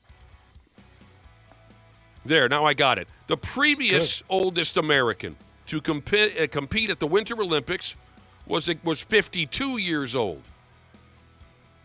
His name was Joe Savage. This was back in 1932. He skated. Wow. He was 52 when he figure skated at the 32. Figure skated he at did. 52 years old. Yes, wow. he did. But the oldest Olympian ever from America, counting summer and winter, 71-year-old sumbitch. In 1904, a 71-year-old American by the name of Tom Scott competed in archery. I was just going to say that. That's a cool skill. Mm-hmm. That's about the only sport. That's about the only sport at the Olympics you could do at that age. I don't think there's another sport that in this you could be in your 70s and be able to legitimately compete. Well, what about curling? I don't know if you could do that in your 70s because of the knees. Yeah, you got to get down low. Yeah, I don't know if you could do that. But archery, archery. You're standing stiff-legged and firing an arrow at somebody. Sorry, I blue-balled you so badly with that information, Randy Shaver. Cubby was over here wringing his hands, too. He was dying to get to the end of the story. Painful. No, I wasn't. Painful. I was hanging on every word. I know you've got patience with me. You got patience. So this Rich Raronen is a lawyer, you said? Yeah. So people are saying he's the R in TSR law. I'm sure you've seen. I've seen their billboards all over the place. Oh, sure. Oh, you got to have a lawyer joke, Randy Shaver. Now that we're talking about lawyers, I don't have. I no don't lawyer have a joke. I don't think there's ever been one lawyer joke. My mom worked for a bunch of lawyers, shady bastards. They were telling. It was a lawyer that spoke at your mom's, like the party after the funeral, correct? Celebration of life. Yeah, the reception there. Bob, wonderful guy. He was a funny guy. My mother worked for him for decades. Wonderful guy. I hadn't seen him in 20 years or more, 30 maybe. You could see he was very well liked by the people that knew him in the audience. Yeah, he's a great guy. Thanks for bringing that up, Josh. That was nice that he showed up and said a word or two about my mama. Yeah, that was cool listening to him. Now, some folks really love the Winter Games. I mean, love it to a level where we couldn't even possibly understand. Says here, Randy Shaver, a criminal asshat who had been on the run from the law for 16 effing years was arrested at these here Winter Olympics. Sounds to me like he's a Slovakian feller, right? But he had spent some time in Italy over his lifetime, and he committed some crimes there in Italy. So he was on their wanted list. Word is he couldn't help himself. He had to come to Italy to watch the Slovak hockey club play. Somebody recognized the prick, and now he's been captured. Yeah, I have to watch it. I'm sure he thought it was just he's scot-free after all that time. Yeah? Yeah. 16 friggin' years. That's over half of your lifetime, Ashley. That's insane. He was on the run, probably growing beards and whatnot, changing his hair color. Probably tired. Well, it's not literal. It's not a literal thing, just sick and Ashley. Tired of dealing with that. And he says, F this, I got to go back to Italy and watch my Slovak hockey club get their guts stomped out by somebody. So police tracked him down after he checked into one of those hotels. Somebody recognized him when he checked into a hotel. 16 years on the run, over. He's in an Italian jail right now. Yeah, might have been better to catch that game on TV, man. Yeah, covered in metal Jesus brings up a good point. Yeah, no one's going to bust you at the most security-heavy event in Europe right now. Yeah, exactly. I'm sure, there's facial recognition camera. I'm sure that they have all that stuff, probably. But I bet after 16 years, he was just cocky at that point. Oh, I think so, yeah. F me running. Loves hockey, this guy. I bet he doesn't love it as much now. Nope. No. Yeah. He got cock because it threw him up on the kiss cam. That's how relationships end at concerts. We've seen that before. I don't remember what this guy did that he had to be on the run for 16 years. I mean, maybe it's so grotesque we don't want to talk about it, but it doesn't matter. But I didn't have it in front of me. What did someone just say something about heavy metal or hard rock, or is that the liquor? That was a Jesus covered in metal. Jesus covered in metal. Even metalheads are doing something at the Olympics. Here's a guy. What is he? Italian? Yes. Yes. Yep. He's Italian. His name is Dominic Paris. He's the lead singer of an Italian metal band. And he won a bronze medal in the alpine skiing department. Wow. That's pretty cool. 36 years old, competing in his fifth and final Olympics. And finally, he walked away with a medal after going home empty-handed the previous 4 trips. When he's not on the ski slopes, he's a heavy metal singer for an Italian group called Rise of Voltage. Nice. Oh, they call themselves groove metal, Josh. So is that like, tell me a groove metal band was like, say,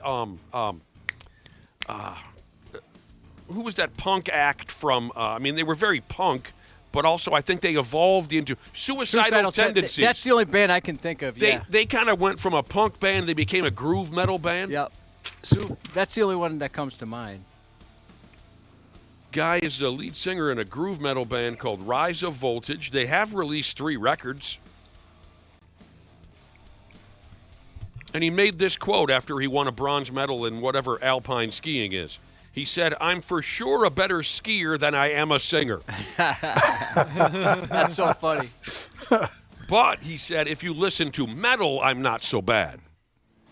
Don't compare him to, Bette Midler or Steve Perry. But if you're listening to metal, he's not bad. Groove metal. People are saying Pantera invented groove metal. I guess that doesn't come to mind for me. No, but it doesn't. Maybe I don't know what groove metal Maybe is. I don't know what groove metal is. Someone here texted in to say that Sugar Ray is groove metal. Oh, that's too heavy for me. No. I think they just wanted to say Sugar Ray to get my blood pressure. I don't know. That's got to be someone in Sugar Ray. Right. Maybe someone in Sugar Ray. I don't know. Boy, a lot of people are saying Pantera. Wow, I guess I wouldn't have considered them groove metal. Tell you what, I'm going to go along with it. I will too. I'm just going to go along with it. Speaking of bands and whatnot, we've seen this a million times, haven't we, Cubby? After all the years in this miserable radio business, it's usually not the big rock star that turns out to be a problem. No. It's often not the rock star that's a total dick. It's the folks who handle the big rock star that are usually world-class jagoffs. 100%. Band managers and folks like that, right? Oh, yeah. There's been a couple bad. Remember the one that I thought you were going to kill? No. Who entered the studio in the middle of a break? It was a woman that came over to you. And yes. Uh-oh. We're in the middle of she interviewing. She was so rude. She was a massive pain in the ass, very rude, very disrespectful. Oh, yeah. We were interviewing some massive rock star, and it was a touchy situation from the get-go because this massive rock star is a strange individual. And his handler, this lady, number one, had to give us like a 20-minute talk before we interviewed the guy about what we can and cannot ask him about. Oh, that's fun. And then in the middle of the interview, she walks in the room and interrupts me. She's out in the hallway listening to the interview. She hears me say something to this rock star that I wasn't supposed to say. She walks in and corrects me while we're live on the air. You're kidding. And I said, yeah, lady, I got it. So I wish I had a picture of the face you made. Like in traffic, instead of giving someone the finger, you could just hold up that face to show the level of danger they're in. You know, it's an inferiority complex or something like that. They get a feeling of power, treating everyone like garbage. It's a sad cycle of pain. You know, these managers, they like to make it clear that if you want to get close to the Goo Goo Dolls or whoever, you got to go through me, you know. So they put on this hard-on type act. So here you go. It says here that one of Snoop Dogg's handlers over there at the Olympics has been accused of shoving a Dutch speed skater lady into a wall.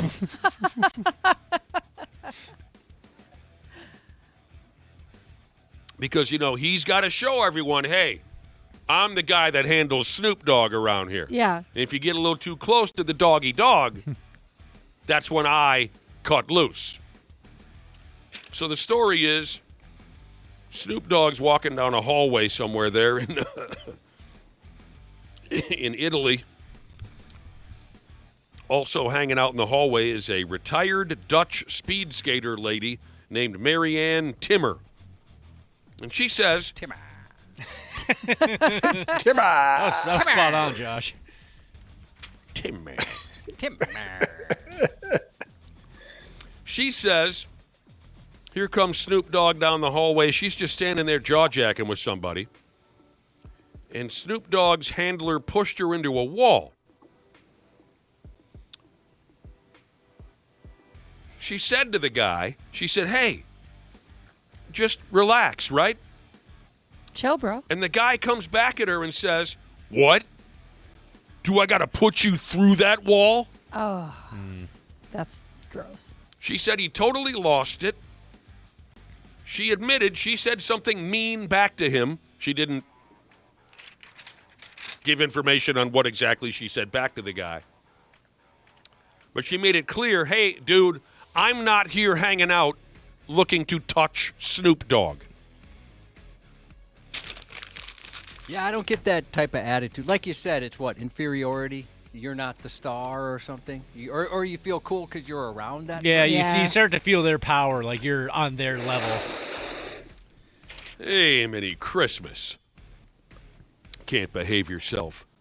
I mean, I would imagine hanging around Snoop Dogg, it's a pretty loose atmosphere. What are you so tense for? He you know? seems like the type of guy that would talk to anybody. Maybe not. Who knows? Maybe that's a persona. Right.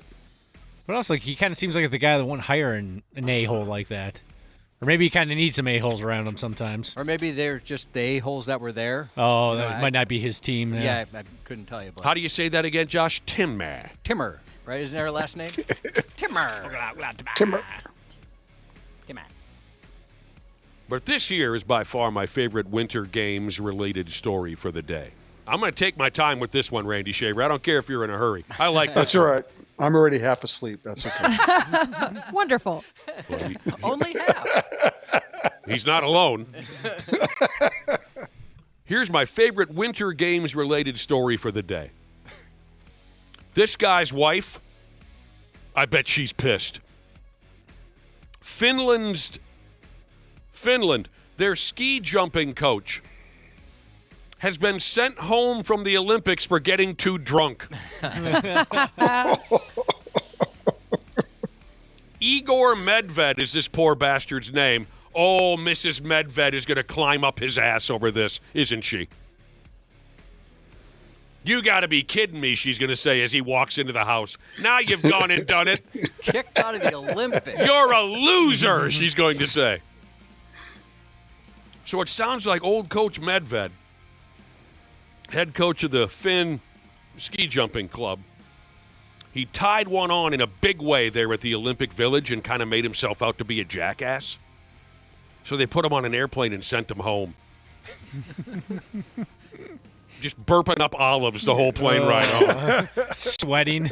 I would hate myself so much. How am I going to explain this to my wife? Dana, I picture him walking into his house with a deep 5 o'clock shadow, right? He just looks like garbage. He's got an ice pack on top of his head, and there's the old lady, arms folded in front of her. Sitting in like a darkened living room, you know? Like just waiting. Hope you had fun, she says. Hope it was worth it. They flew your ass all the way back to Finland from Italy because you got too drunk. And Igor just says, look, I need to crawl into bed for the next 17 or 18 hours. Can we talk about this tomorrow? Nothing's worse than a hangover at night. A hangover at night? Yeah. Oh, like you drink all day and then pass on the afternoon? Yep. Gosh, I just feel so crappy about myself when I wake up. You don't know what time it is? You're like, wait, it's 9 o'clock. Is it 9? Why did I do this? Is it 7 p.m. or 7 a.m.? This guy went out and had the time of his life. But he came off like a tool. They sent him home, and now he's got to answer to the wife. I hope the wife called him out on it. He just looks at her and goes, worth it. Yeah, maybe it was a good time. He did. It seems like ski jumping's making the news for all kinds of goofy stuff this year, right? There's Penis Gate, of course. Yep. Penis Gate? Well, we talked about they're injecting their penises to make them a little bigger during the fitting for their suits. So they hang longer in the air, and I Yeah. mean hang as in fly longer. Fly. And then now this. The coach gets sent home hammered. Well, I think you got to be a little screwy to get involved in ski jumping to begin with. Yeah, I don't know. One of my best buddies does it. You mean like a little nuts? Yeah. Oh, yeah, you got to be nuts. He's not nuts other than like he's a major adrenaline junkie. Oh, okay. Like anything like that he likes to go for. When's the last time you came home, Randy Shaver, and the wife just had her arms folded in front of her waiting to chew you out for? When I went to New Orleans for the Vikings exhibition game and came home totally hungover. Yeah, and your puke Her shirt, arms, right? her arms were folded. Yeah, I mean, you smelled like puke. She was standing in the driveway, arms folded. Oh, she was standing in the driveway? Oh, yeah. Those moments are so She wanted to get a crack at your carcass before you even she walked in the was door. So mad at me. Yeah. I love that. How did she know that you had behaved so poorly? You had called her? I think I told her that I was not feeling so well, and I think I was supposed to watch the kids when I got home or something. Yeah, so I was already in trouble before I even parked the car.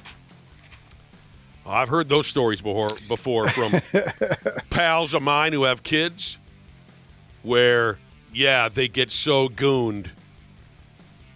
They miss their shift with the kids. You see what I'm saying? Exactly, right. Oh, there would be hell to pay. A few of my buddies have gotten home from an all-day drinking deal, and they're on the hook for the kids, but they just go in the bedroom and fall unconscious. They never hear the end of that one. That wouldn't be happening. Like, no, you're screwed. Figure it out. By the way, Igor Medved, the Finnish ski jumping head coach who got too drunk to hang out at the Olympics and they sent him home, he did release a statement saying he's sorry he got so wasted. I think a lot of people have released that statement in the past, don't you think? Followed by I'll never drink again. Speaking of hangovers, that lie you say to yourself in college, Ashley, when you're young, you're like, I'm never drinking again. Oh, God. 5 hours later, hey, do you want to go to happy hour? Yeah, sure. That's usually how it goes. Oh, yeah. Because you puked all over the sidewalks in New Orleans, didn't you, Randy? That and all over the room that I was staying in, yes. That's awesome. Yeah. It looked like a war zone. Oh, God. The maid comes in. How many people were staying in this room? Yeah, I felt so bad for whoever had to walk in that room, I definitely, left a hotel room thinking that. Not good. We once spent a weekend ice fishing up at Mille Lacs, and one of my buddies was just a mess. I mean, everyone walks away from that scene with a couple years shaved off their lifespan, right? Those ice fishing weekends up at Mille Lacs. But this one pal of mine was especially feeling like garbage, and he knew as soon as he got home, we got a 2-hour car ride ahead of us. As soon as he got home, he was in charge of the kids. So he began negotiating with his wife via text message as to what he could do for her to get out of his shift with the kids when he got home, because he was feeling so terrible. And this is what finally won out. He said, when I get home, if I vacuum the entire house, will you take my shift with the kids? And she said yes. So it was vacuuming that got him off the hook. That's more than vacuuming. He whipped through the house just faster than hell with that vacuum and then slept for about 13 hours. Wow. It's an understanding wife right there. Speaking of poor behavior, I guess, in general, and we're sticking with hockey here for a minute, the Oshawa Generals of the Ontario Hockey League. I know most of you are saying, who? But, you know, a few all-timers have played for the Oshawa Generals over the years. They've been around forever. State of hockey, my ass. Most of you won't know who I'm talking about. One of my favorite all-time NHL players, Dave Andrechuk, was an Oshawa General. So was that high-maintenance bitch, Eric Lindros. He played for the Oshawa Generals. But they got a unique problem going on up there, Randy Shaver, as far as their home games go. The Generals sent out an email to season ticket holders asking them to shower more often. Multiple fans have been complaining about terrible body odor pouring off of folks who go to their home games. That's hilarious. You know, we've received that from the school where they say, hey, you know, your child is old enough now where we got to remind you, make sure they take a shower, that kind of thing. Like I got the smelly kid in class? Well, it wasn't directly to us. Yeah. It was a mass email. But, yeah, where they've had to say that, hey, let's remind these kids that they got to start bathing a little more often now that they're getting older. One of my buddy's kids was the smelly kid. Nobody wants to be the Oh, yeah. No. And I Yeah. still remember who the smelly kid was. How you doing, bud? They had to pull him aside and say, look, you smell like you pooped. Yeah. You Shit. need to talk to your folks about taking a bath now and again. You need the clinical deodorant. We had that here. We had that here one time where our boss had to pull a guy aside and say, We're learning how to use deodorant. I think that was Yep, when I was in middle school. That was a big thing. Yeah, you didn't realize when you Yep. hit puberty how bad you can smell after a while. Right. Especially out of gym class and going to class. Oh, that was always the worst. Yeah. And then you regret going so hard in dodgeball or capture the flag. we actually just got an email yesterday about showering because they're starting swim class. This week. Talking about the importance of taking care of your body after that. Do you remember that, Nick, though, when the boss... Wasn't it foot-related? It was foot-related. Yeah. Well, it was just kind of a general odoriferous being, you know, but his feet specifically were terrible. And the boss had to call him in the office. I have vague memories of that. There was a part-time DJ we had that would come in and do a shift now and again, and this is... Did he take his shoes off during the shift? No, no. It was just bad. Right. I had to be in there in the office at the time. Rotten feet, rotten old tennis shoes, and he would stink up the studio. Gotcha. If he did a 3-hour shift, he would stink up the studio so badly that the boss finally had to say, you got to wash your feet, you got to get a pair of new shoes. I think the boss should have gave me a heads up. He's like, hey, come in the office with me here. I need a witness for something. So I walked in there, and then he had that conversation. I had to that same kid, it was an adult, the same guy he talked to, I had to bail him out of jail one time so he could make his shift. Oh, my God. Oh, my God. The boss calls like, can you go pick him up at jail? He's got to get into work. So, again, the Oshawa Generals of the Ontario Hockey League have had to send a memo, an email, to their friggin' season ticket holders reminding them to wash themselves because there have been a lot of complaints about body odor at the hockey rink. As far as I know, this is no joke. Their director of ticket sales, a kid named Jason, he was in the local papers up there, and he said, quote, I've received countless complaints about the person sitting next to them at the rink smells like cat pee or bad breath or body odor or this or that. So he's hoping that Generals fans take the memo to heart moving forward and start washing themselves before they come to the... It's one thing if it was your players. Right. Yeah. If you're going to an autograph session and your players stunk, but it's the fans. I thought I read the headline wrong. For that reason, I assumed, well, they must mean the players. Right. Nick, if in your opinion, as a lifelong hockey fan... Yes. What do you think? Which clubs fans probably smell the worst? National Hockey League. Yeah, and let's go all the way back since the beginning, you know. Oh, I can go back. You can pick a team that's not around anymore. The Montreal Maroons. Their fan base smelled like old cheese. Yeah, they might get an email if that was a thing back then. As far as, live hockey, I'll take body odor over a sweatpants boner any day. You guys know that I was almost impaled by a sweatpants boner when I was a kid watching the North Stars. Oh, yeah. At Met Center. I forgot about that traumatic experience. And that was face level, right? You Yes. turned around because they were right behind you. Yes. It was me and my brother and Pistol Pete from across the street. And our dads were at Met Center. Hell, we were probably 12 years old, 11 years old. We're sitting in the upper deck. I remember specifics about this because it was so horrifying. Playing the Blackhawks, and Randy Shaver knows in 1982-83, when the North Stars played the Blackhawks, it was thrilling from start to finish. It was violent. It was incredible. So no wonder the guy had a boner then. Just a hockey excitement boner? Yes. Just so excited for that great brand of hockey. So we're all sitting in our row in the upper deck, and the North Stars score a goal, and it's just, I don't think at that point in my life I'd ever heard a roar so loud. And so as a excited, bewildered little kid, I turned around to see the crowd that was sitting above us, just to capture all the excitement of everyone going so crazy over this goal, and staring me in the face was about an 11-inch long sweatpants boner.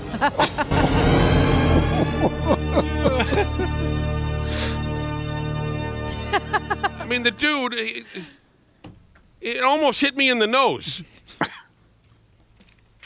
And the dude's just, he's clapping. Clapping away. Sweatpants boner. I didn't tell anyone about it that night. I didn't think anyone would believe me. A little traumatized, too. You got to Yeah. process what happened. I'm with you. I would have kept that a secret for a while.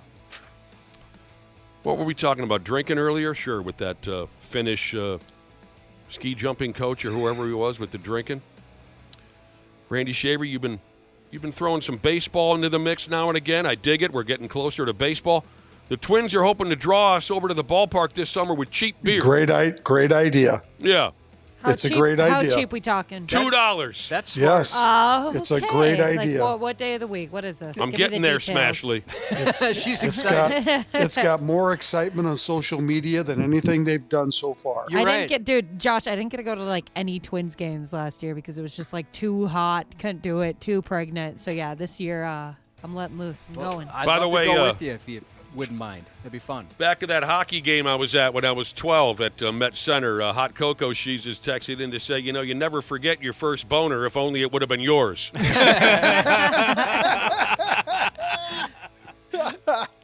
All right, so $2 beers will be up for grabs at Target Field before Friday and Saturday games. I think they give you like an hour window before the first pitch. It's only before the first pitch. Kind of like happy hour. Right.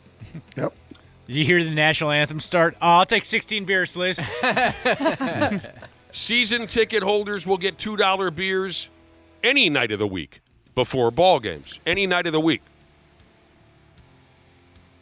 Attendance was down last season, so they're going with the, get them drunk enough that they won't care one way or the other how the club, right? This is cool and all, don't get me wrong, but a lot of clubs have been doing this for years now. It's kind of crappy the Twins waited. Hey, we know he screwed up everything the last 2 or 3 years. Here's $2 beers for I a hear brief you. window, you Yeah, know? I mean, it has made people go, all right, that's kind of cool. So, I mean, it's working.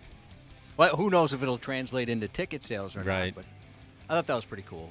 Now, this, come on. I mean, you can't deny this is a pretty good deal. Or you can tell me Yeah. if I'm not talking about the beer anymore, Randy. But that does sound fun. I'm moving on to something else here now. Maybe I'm wrong, but this sounds like a great deal to me. In addition to the cheap pregame Steve Weisers, the Twins are offering this Twins Pass gimmick again. Standing room tickets to every home game this season.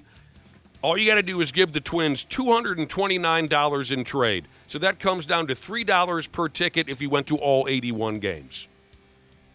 Is that a good deal, or Yeah. am I drunk? No, I'm with you on that. Yeah. Okay. I got a friend who did it, and she did the math, too, and said if she goes to 10 games, she'll get her money's worth or something like that.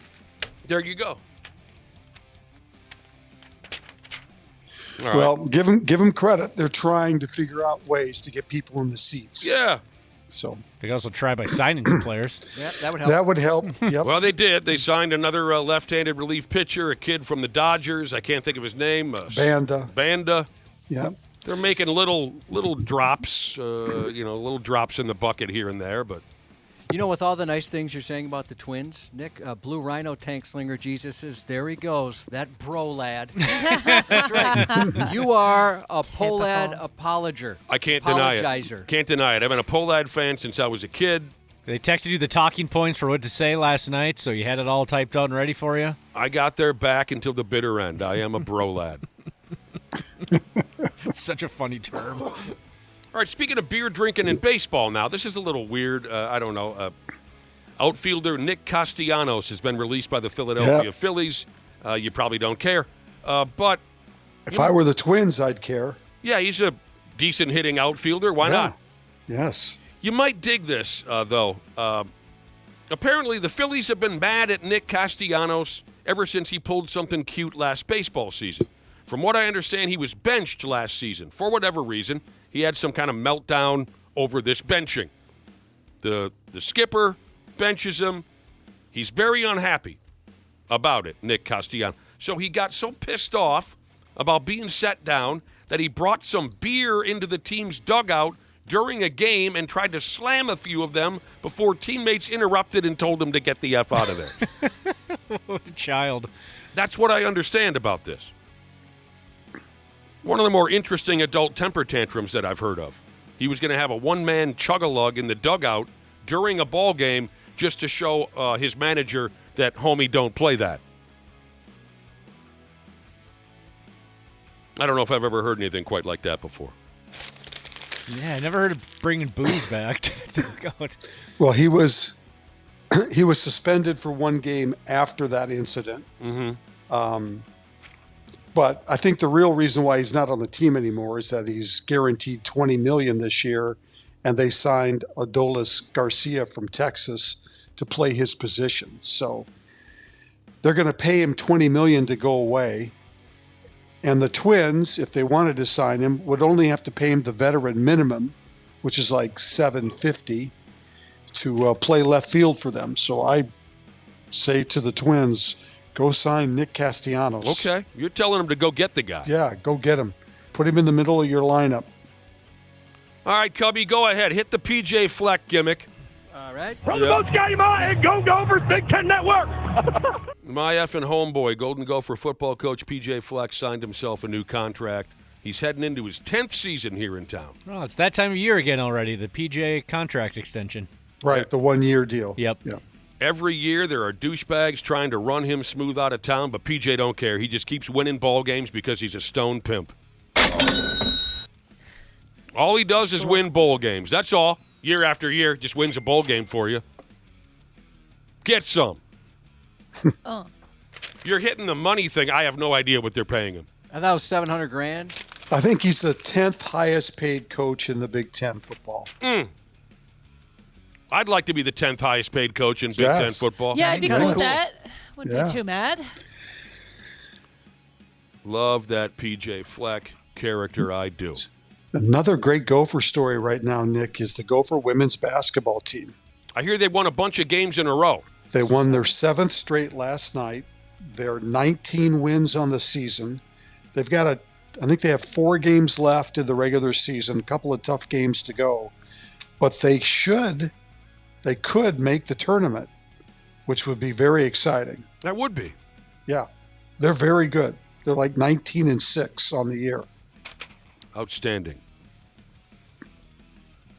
All right, before we get going, the Puppy Bowl had colossal ratings last weekend. Millions and millions of people watched the puppies. I missed the puppies this time around. Did you see the puppies? I missed the puppies. A little bit of the puppies. Yeah, I didn't watch a lot. It was on. We were at a restaurant and they had it on. The Puppy Bowl had just colossal ratings.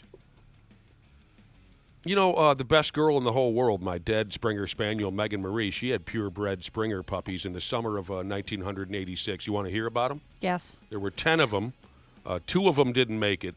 We sold the other 8, and we bought a Nintendo. Oh, wow, that's awesome. It's pretty cool, besides the not making it part. I'm kidding. My dad, I think, turned that puppy money into straight-up beer money. We didn't buy a Nintendo. Oh. But yeah, she had 10 of them. 2 of them didn't make it. One of them was born dead. And one of them had its little mouth couldn't feed properly, but Ashley, I bottle fed the little tiny puppy and tried to, but then she died. Oh. We kept one of the puppies. His name was Pat. He turned out to be an idiot. Pat. Yeah. Well, you named him Pat. What did you expect? We kept one of the puppies. We named him Pat. He turned out to be... Megan Marie was disappointed in Pat. She was disappointed that one of her sons turned out to be an idiot. The wrong one. Makes sense. I wonder how many parents in our listening audience can relate to that. 651-989-93. Text us if at least one of your children turned out to be an idiot. Tell us all about it. I'd love to hear those stories. Vent to us. Yeah. The Luther Bloomington Kia text line. Go ahead. 651-989-9393. Text us if at least one of your children turned out to be an idiot. Like Megan Marie, her son Pat. So, yeah, I missed the Puppy Bowl.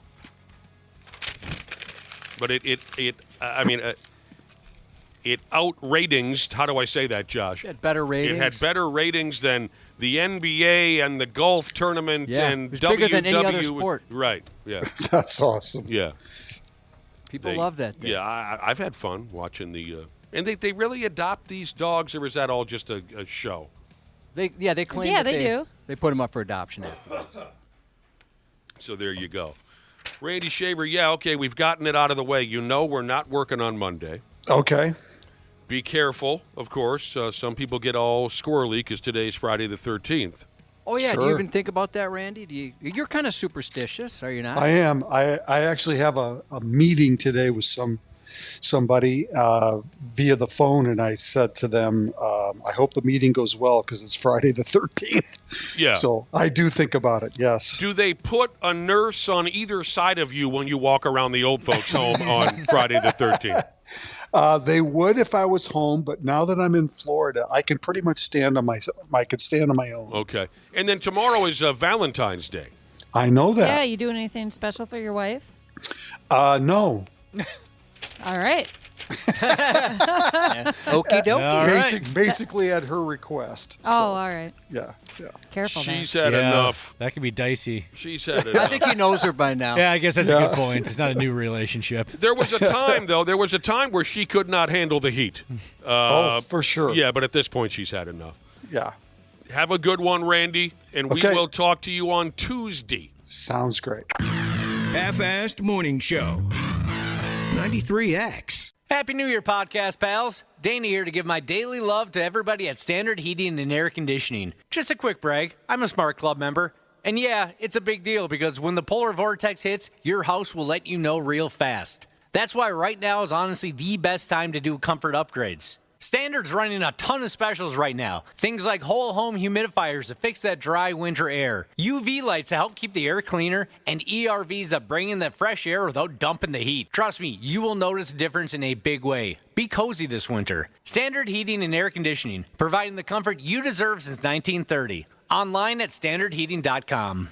Years of hard work, and now you've got pain in your back, your shoulders, your knees, maybe your joints. You need help. Randy Shaver here with the answer. Dave Bialke. He's got over 30 years experience in getting workers' compensation benefits for people just like you. Don't suffer. Call Bialke Law today. 763-571-2410 or go to bialkelaw.com. That's BIALKE law.com. And it spells relief for you. Dan Bongino returns. It's real. You better produce something fast. And he's not holding back. Dan, that's backwards. No, I'm telling you the truth. Hard truths and a bold perspective no one else can offer. You may not hear this anywhere else. I'm always under the assumption that you're being played, we're being played. Man, this show continues to expand its footprint, and I love you guys for it. It's the comeback everyone's been waiting for. If there was ever a time, it is this one.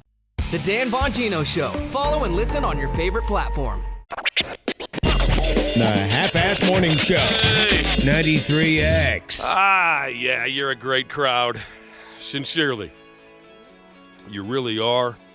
We got a little ways to go here on the 93X Half-Assed Morning Show, and then my damn. I am going to race out of here like there was a fire in the building. Yeah. It could be between now and the end of the show. With some of the equipment? Yeah, there is precedent for that. That's true, a couple times. So we have returned here Little ways to go, and then we out. I asked our listening audience a few minutes ago, I asked them a question. Specifically the parents in our listening audience. Did any of you have a kid that turned out to be an idiot? Got a couple answers. One of our listeners says they got a few kids and they all turned out to be C students. That's pretty good, if you ask me. Could be worse, for sure. C students. I know I wasn't a C student. Josh was straight A's. I wasn't straight A's. I did okay. What do you mean? I thought you had straight A's. Oh, in college I did. Yeah, but not like high school I didn't. What was the worst grade you got?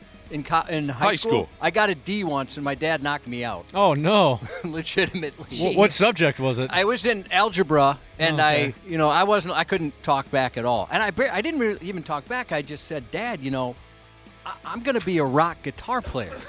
I don't need to know math. Oh, was this when he accidentally knocked you out? Yeah, so he hit me, and I was standing in a doorway. Yeah. And my head hit the door frame, and it knocked me out. With that stack of dimes you call a neck. Yeah, I can't take a punch. He gave you that playful little boomp on the top of the head to straighten you out. You hit your head on the door frame? Yeah, and I went down. C students, that's not so bad in my opinion.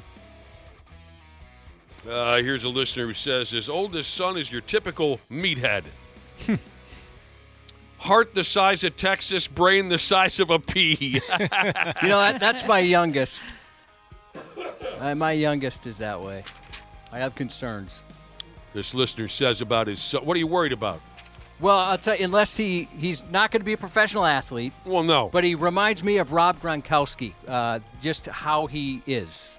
He's just kind of a meathead like that. He's a goofball. This listener says of his meathead son, it took him 10.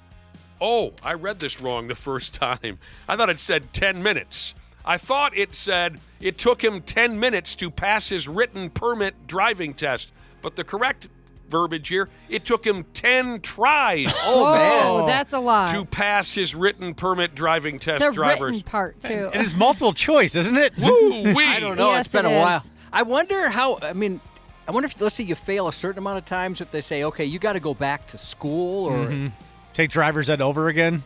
But, I want to mention my meathead son. I want to make sure I bring this up. So he's taller than I am now, but he always wants to fight. And usually I surprise him by attacking him when he gets home from school. I can still take him. That's fun. Last night he was really cocky. I wasn't in the mood to fight, but we did, and I still kick his ass. Good. So I can still take – I got about 20 pounds on him. So pretty soon he's going to be. You start training like Rocky in the basement. Yeah, I don't look forward to the day he can beat me. I've heard that's very humbling for fathers. Oh, yeah. I've been through it once. Oh, yeah. I suppose you have. Cam's a lot bigger than me. Yeah, he can kick my butt. Yeah, he's got reach. He does. Another listener on the topic of did any of you ever have a kid that turned out to be an idiot?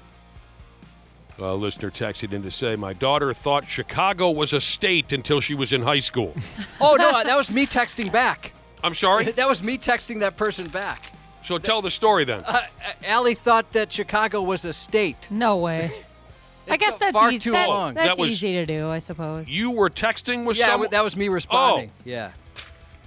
Up at the crack of dawn, Jesus said his parents said one of their kids was an idiot, but never told us which sibling it was. Just left it out there. Leave them wondering. My sister's clearly the favorite in our family, by far. And nobody even really hides it. And even when I try and remind my mom that my sister abandoned her some 20-some years ago by moving and is never going to move back, she's still the favorite. Still the favorite? Yep. Yeah, it's become pretty clear over the last couple of years that I'm the favorite, and it's pretty nice. I would have thought since day one. Well, yeah, but it's been like they used to try to hide it, and now it's like, yeah. Especially after I had a baby. Oh, gosh, that was easy. You had a baby? I was just going to say that, Ashley. I think it might have been close between me and my sister until about 7 years ago when the grandbaby came out, and then now I hear from them once a month. Yep. There you friggin' go. Okay, Valentine's Day. This, Valentine's Day, that. It's tomorrow. I got a kick out of this earlier. I know we discussed this once before, but for some of you who might not have been awake at 5:40, I love this information here. Of course, there's endless statistics on Valentine's Day. What we buy, where we go, blah, blah, blah. Bores me to death. This grabbed me. A poll was conducted, and I'm not making this up. They mention that the poll talked to people from 18 to 99 years old. Wow, that's a range. That's damn near everybody. And they were asking about dating, love, blah, blah. A small percentage of the people who were polled, small percentage, but still enough of a percentage to be concerning, said you should at least date someone for 1 week before having a child with them. So crazy. I got to imagine those are the 90-some-year-olds, because, I mean, a week is a long time in that person's life for That what's is left. true. And didn't their generation started pumping out babies early, didn't they? Well, yeah, my grandma was 16 when she had her Mm-hmm. first kid, got married and had her first kid right then. Oh, yeah, the older folks, they couldn't wait to get married, couldn't wait to have babies. At least a week, they say. Get to know someone for a week before you reproduce with them. I'm fascinated by stories of one-night stand babies. I wonder about our listeners. Are any of you the result of a one-night stand? I've always been fascinated by that, too. Yeah. There was a couple in my dorm freshman year. Had to have been the second, maybe third week. They meet, they hook up. She's pregnant. They tell their parents are super religious. They had to get married. I'm telling you, the energy in that room, there was none. So they were ordered to get married by their parents. Yes. They're how old? 18, 19? 18.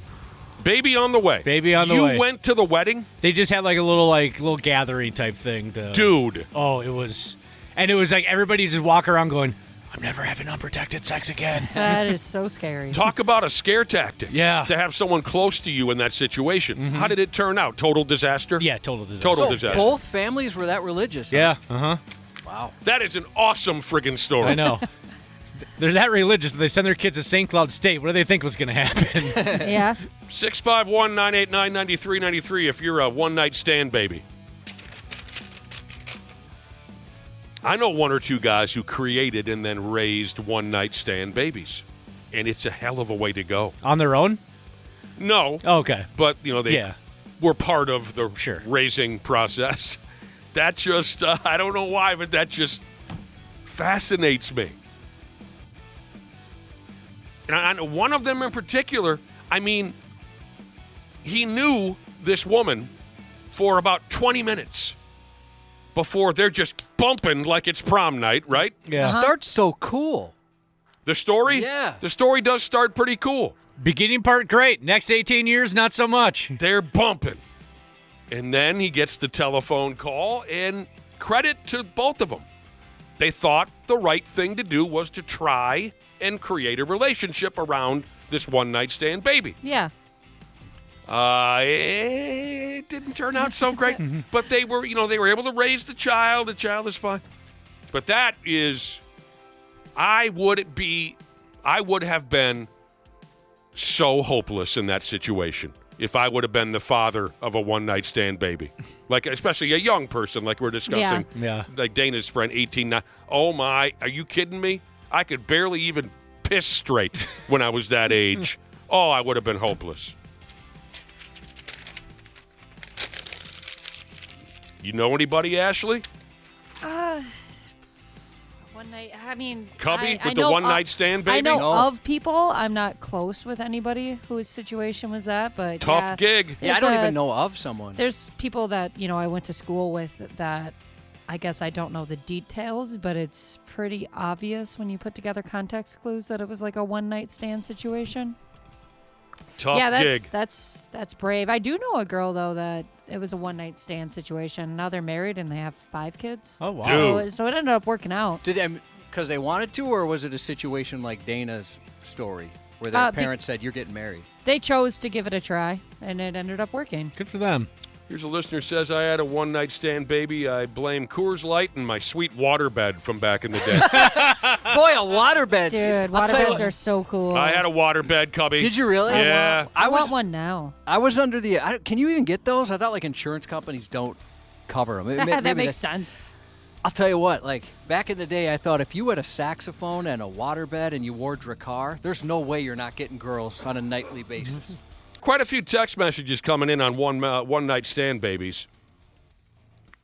But they're coming in so fast and furious, we'll have to take a break here in a few minutes so I can read through them.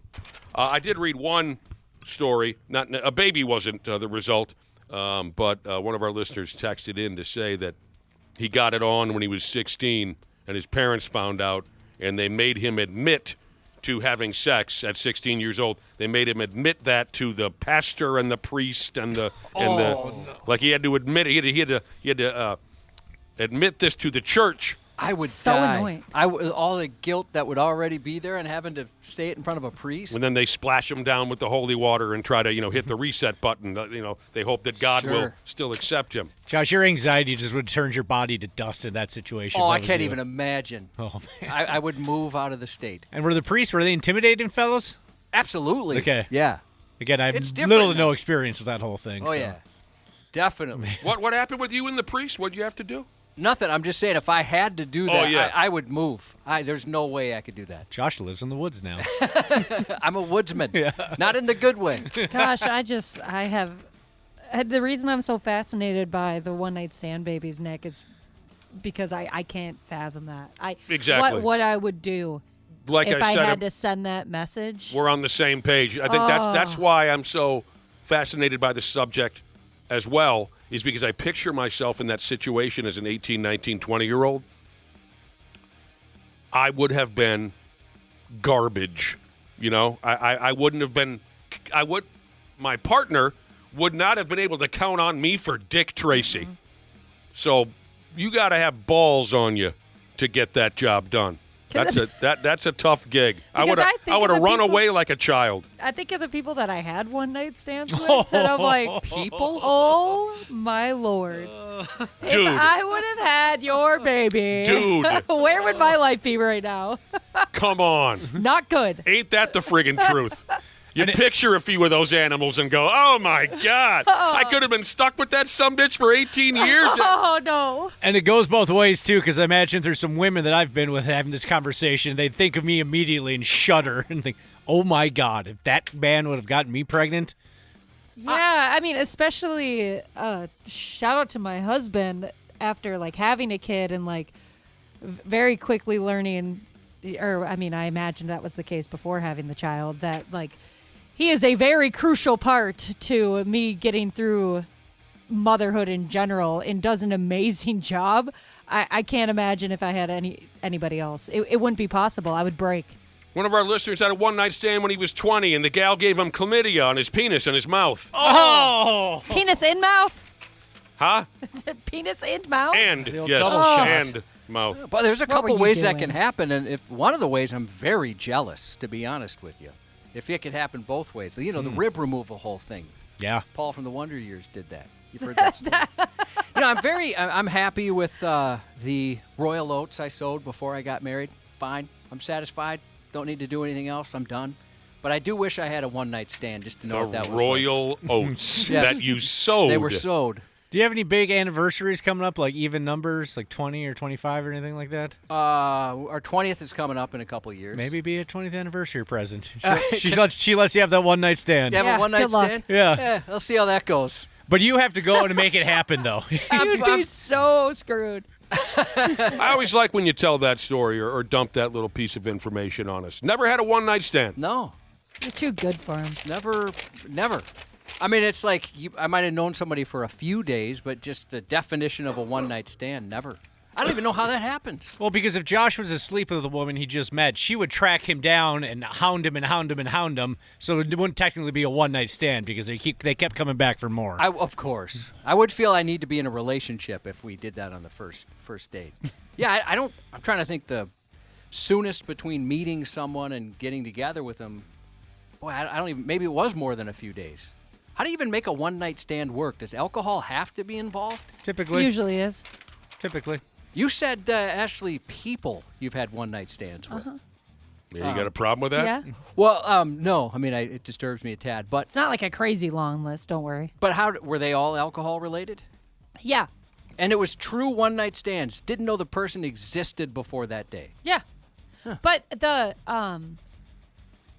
oh shoot, what was I going to say? It was going to be something about the end. Oh, It doesn't really matter though the next day as much, Josh. Like it's not you don't feel pressured to text anybody or do anything because you were kind of like on the same page the night before. Everybody knew? Yeah, like it's you don't really got to say it, it's a vibe. You can feel it. You can feel the vibe. Oh, question. One night stand. If you maintain a relationship, I mean, it doesn't have to be sexual anymore, but you just know them afterwards, maybe hang out with them. Is that still a one-night stand, or does one-night stand mean you knew them that one day and that's it? Yeah, it doesn't count anymore. I feel like if you start seeing them or hanging out with them afterwards. Okay, so that doesn't count. Yeah. Boy, it's written somewhere, Josh. More it's impressive. It's etched into stone somewhere. Somebody the rules knows on all this. Yeah, there's different weird rules. Because now with like dating apps, I mean, people will still call those one-night stands, but are they really? Because you talked on a dating app of 6 hours ago. I agree, and I'm going to be a stickler on it just because I've never had one. So I'm going to make sure the rules are followed. You can't say you've had one. Well, it's so much easier to track somebody down if, maybe, we didn't exchange numbers. I'll never see that person again back in the day. Now you can just find them on Instagram in 2 seconds. Ain't that scary? Good point. We didn't have those fears back in our day. No, that would suck though when you would meet you would meet somebody and then you spend that night like trying to find them basically on social media and then not being able to find them. That's the worst feeling ever. We didn't have those fears in our day. The one that there got was away. a good chance if you had a one-night stand, there was a good chance you were likely never going to see that person ever again. Yep. I'll tell you a story about one of my old buddies. We were driving through, I think it was Forest Lake, and we stopped at a little roadhouse in Forest Lake. This is a long time ago. And I'm with two friends. One of my friends, when he got out the car, he kind of looked around, and then he stopped. And we said, well, what are you doing? Come on, dude, we're going inside for a bite to eat. And he goes, I'm not going in there. Well, why not? Well, I had a one-night stand with a waitress here about 10 years ago. I'm not going in there. 10 years ago? Yeah. It would have to be really bad. He was still so fearful of seeing this woman again, even though a decade had passed. He refused to go into this bar restaurant by chance that she was in there. Oh, man. But we had to go to someplace else to eat. When I was dating, I would purposely make on dating apps, you can adjust the mileage of like how far away the person is that you're looking for. Like, say my range would be like 15 miles from my house. I only want to see singles within 15 miles of me. I would make mine rather large because I didn't want to date or see anybody within like 20, 30 minutes because I don't want to run into somebody that I had an experience with later. You were looking to bump with someone from north of 694. Yeah. And you never wanted to see them again is basically what you're saying. Yeah, that kind of bit me in the ass, though, because then when I met my husband, I lived in Osceola, Wisconsin, and he lived in Otsego, Minnesota. Jesus. So it's like an hour drive to see him. I was like, gosh darn it. I used to drive an hour to see my wife, pretty much, when we first started dating. If she ever dumped me, there's no way I would do that anymore. I don't like to leave my zip code.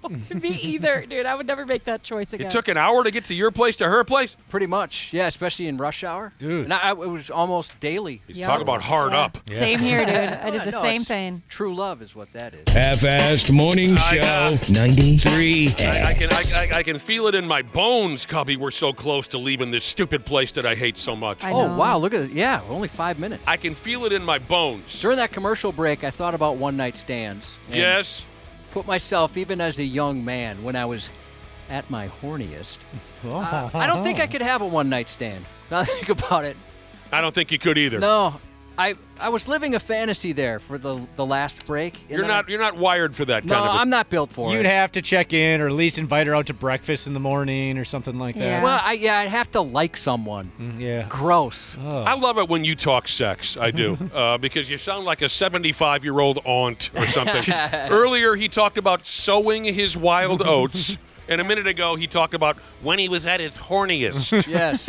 Dana, speaking of like having to bring them out to breakfast, Nick, have you ever had that experience where you have a one-night stand and then they want to get breakfast in the morning? That is the most awkward That is breakfast bad. I've ever had. I don't think we ever went out to breakfast.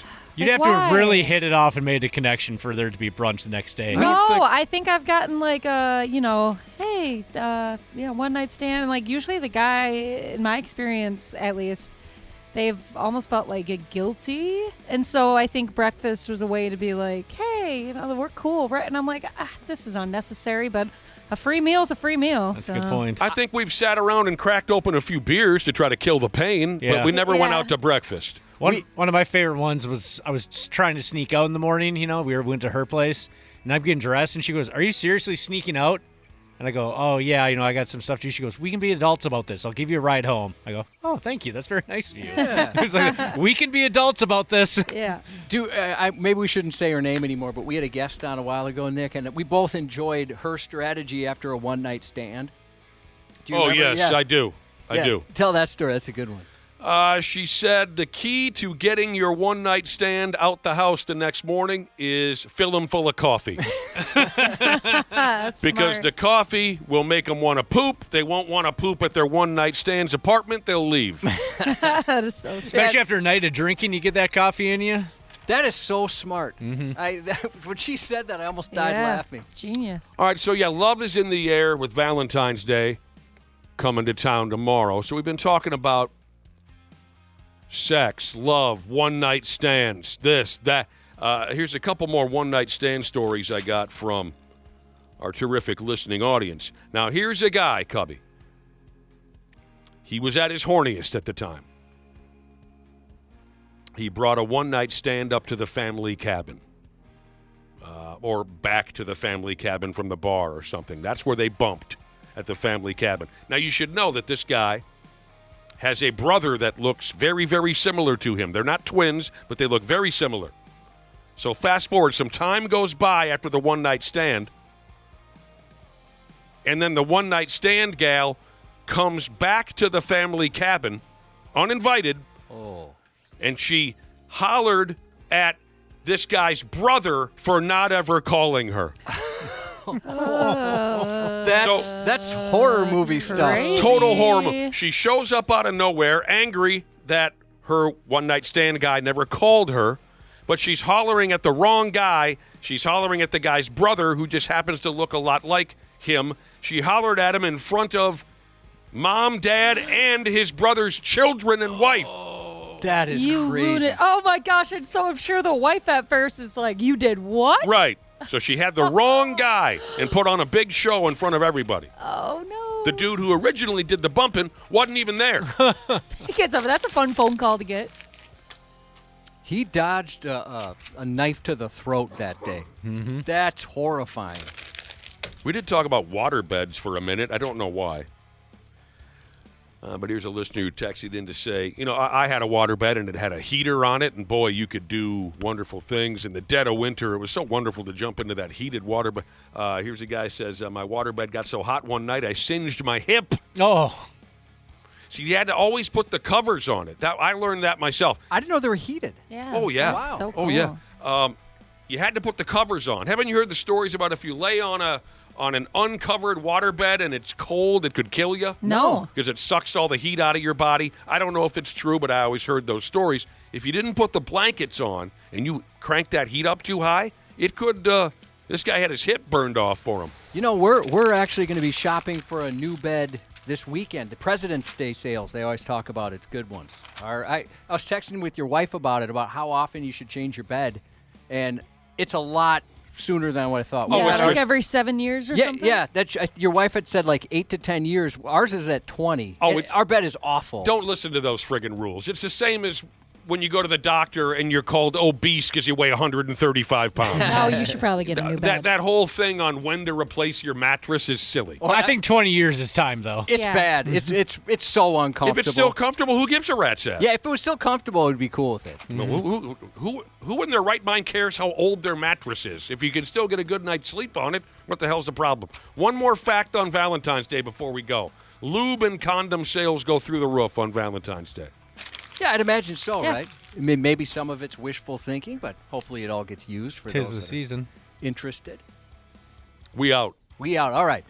Shout out to Heavy Pedal Jesus and the rest of the hard-working florists out there, almost done with their craziest week of the year. Also, happy 19th anniversary to you and Bug-Eye Wagon Jesus.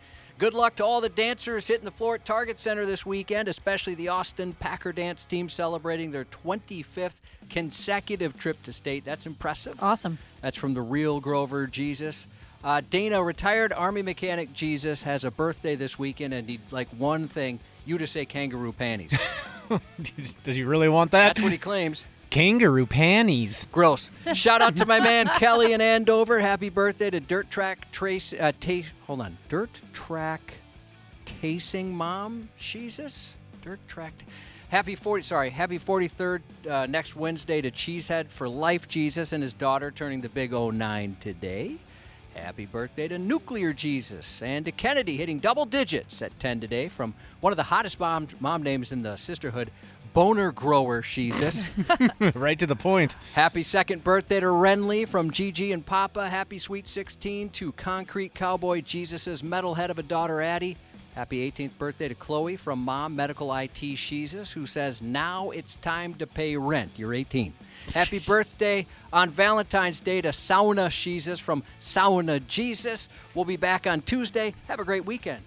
Half-assed morning show 93X. Happy New Year, podcast pals. Dana here to give my daily love to everybody at Standard Heating and Air Conditioning. Just a quick brag. I'm a Smart Club member. And yeah, it's a big deal because when the polar vortex hits, your house will let you know real fast. That's why right now is honestly the best time to do comfort upgrades. Standard's running a ton of specials right now. Things like whole home humidifiers to fix that dry winter air, UV lights to help keep the air cleaner, and ERVs that bring in that fresh air without dumping the heat. Trust me, you will notice a difference in a big way. Be cozy this winter. Standard Heating and Air Conditioning, providing the comfort you deserve since 1930. Online at standardheating.com.